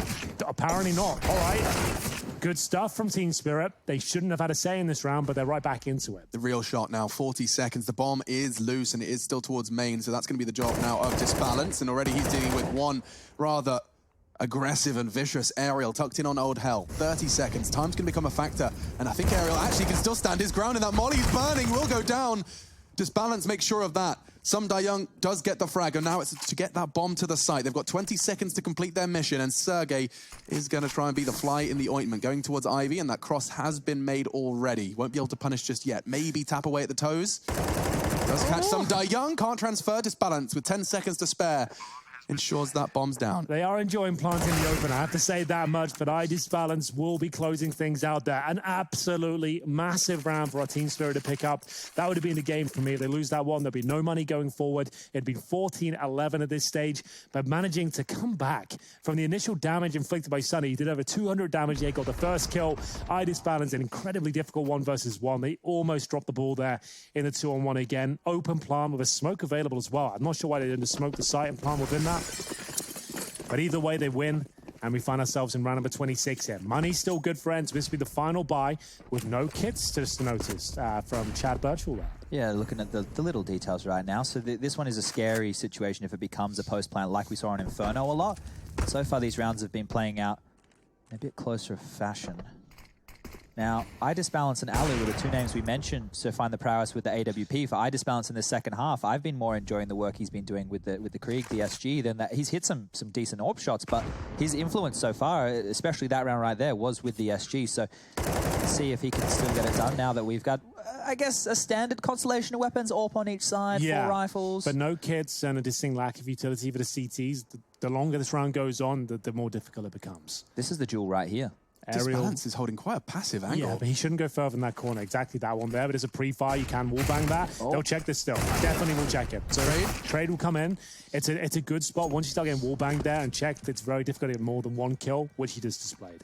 I don't know how many people caught that, but Sunny turning from the flash actually turned into the flash. The flash landed behind him. Oh dear. So that him in that instance of turning back and forth, even if he wasn't blind, the timing there was flawless. Phenomenal. Yeah, I love that. Still winnable here for X7. Another one and done position, but if it's overlooked, there is a chance. These 2 kills here, 3 fires, is hoping for the best. Didn't work out for him. Alu's still alive, though. We've seen what he's capable of, and this is the moment he can step up. Good Molotov. Great. Yeah, what can he really do here? Nice grenade in response. Should do some damage. More than that. Down at 68, some die young. 3 on 2, but the CTs...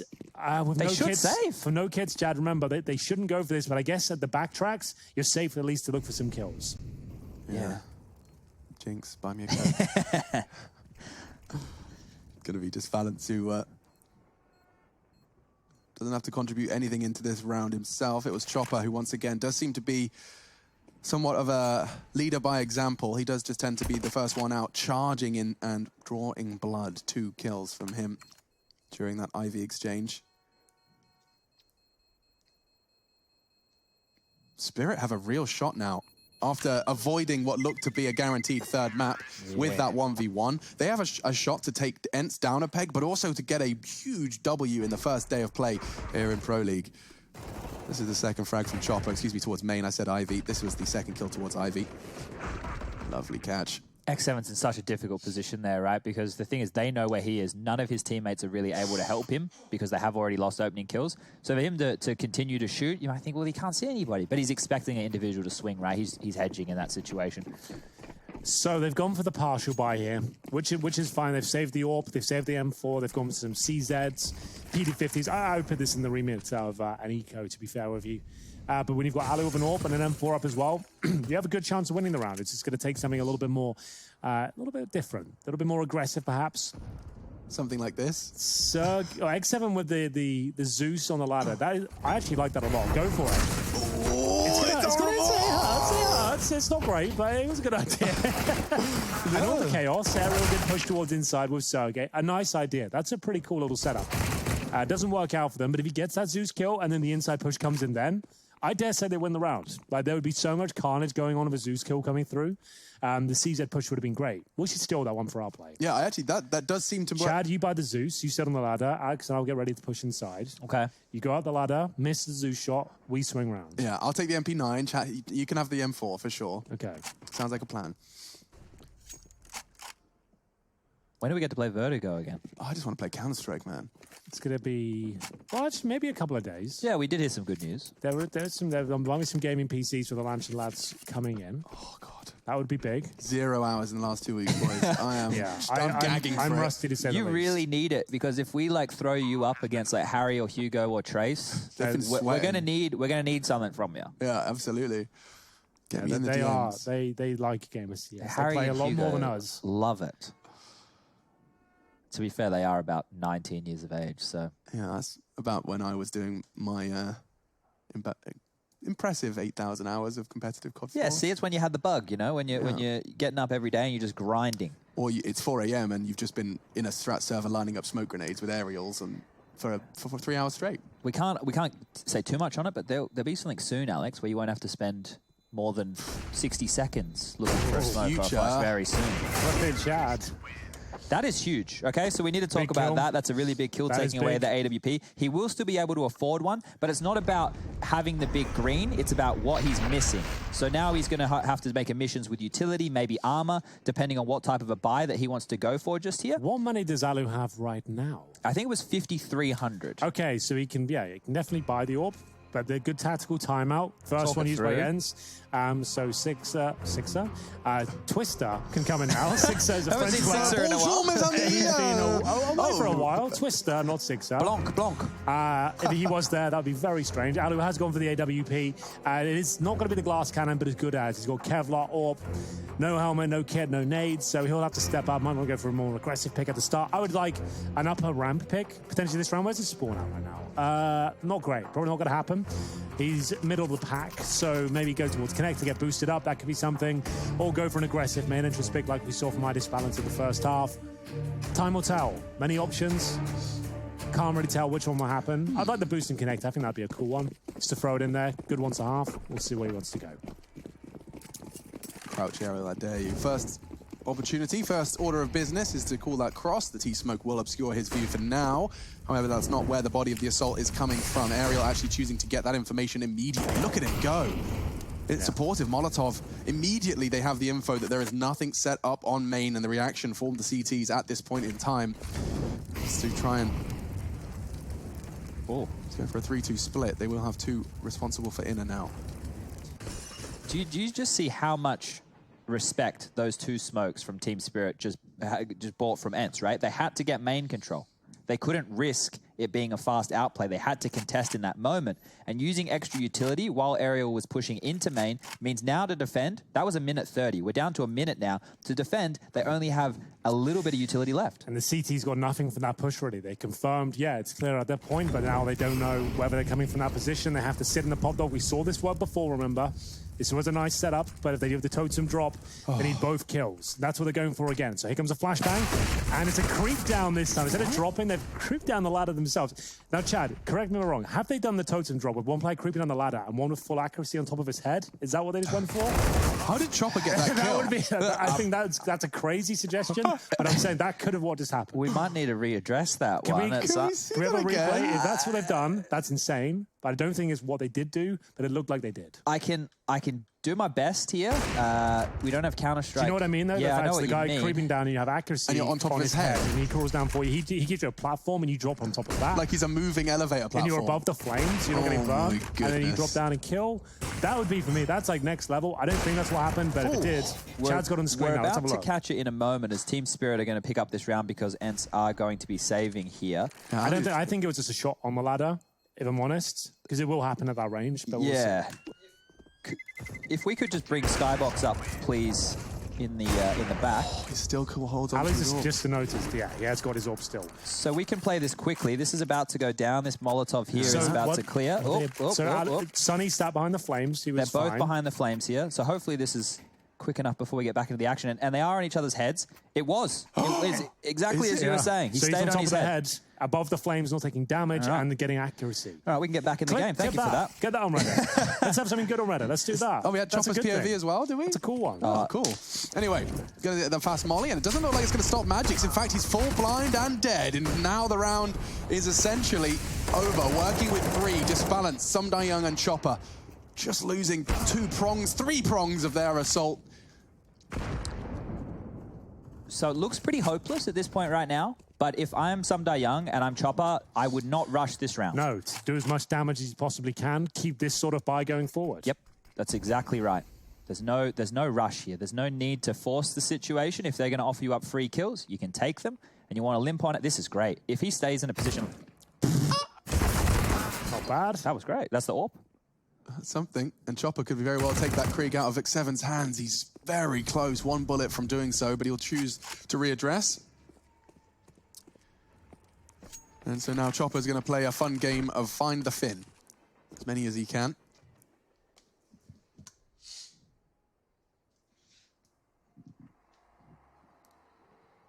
So just trying to cause any sort of financial damage here. Misses. Ambitious makes 7 now with the low HP. Should be fine though. Don't see a world where they give up another kill. We're going right down to the wire here. Round 30. Money available. 14 Spirit. They can drop a couple of weapons if required. Chopper and iDisbalance at 9k apiece. 20 kills for iDisbalance. 27 for Alu. Wow. 21 for Ariel as well. So players we wanted to see step up. Starting to pay dividends. Sergey, decent numbers as well, 18. So If ENCE loses 2-0, though, this will all be in vain. They do need to win this round. Yeah, and before everybody... A good performance is not anything to write home about. X7's had some difficult positions on the map. He also had Impact winning them the pistol round in the first half, so he's not doing great at the moment, but if you look back and you look at his individual positioning and stuff, maybe there's a reason for that. The fact he stood around there. The CT will try and spam you back in that position, right? Yeah. You're going to hang around there? But he was like moving out of position and then back into it to ensure he couldn't get counterbanged. He's playing the game. He's living it life. This is an inside all-in. This is what this looks like right now. Why not? On this sort of round, you do full execution. No one can get picked off one by one. At least you know you dropped your set piece, your strategy. And it was Alu who shut them down before him. The backtracks wasn't flash at all. They sent 3 players out towards upper. The bomb is there. That's a smoke towards connector. One for the left-hand side. Flash for Sunny. That might be the game. That might be the game. Oh, that could be a disaster. Sunny misses his shots. The spray he committed to it. Fortunately, no one paying attention to Alu as he finds one. Disbalance, however, catches Aerial, cuts him down to size on Z.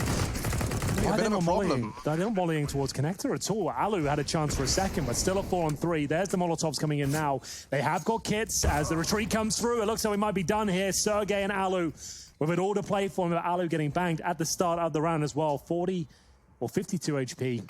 And now time ticking away.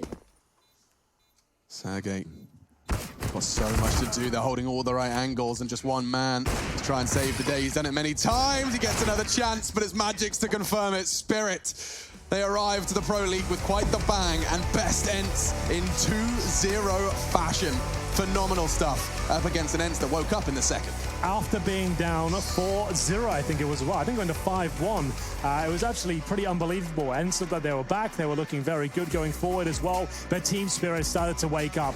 Balance started to show us what he is made of. So did Alu. He had absolutely nothing to say on Inferno, but he looked fantastic here on Train. It was a very entertaining series, went right down to the wire. But unfortunately for ENCE, that will be a difficult start to their campaign here in EPL. A 0-2 to kick things off. And Team Spirit impressing us, to say the least. We'll take a break and we'll be back with, I guess, the analyst desk. That'll be us very shortly.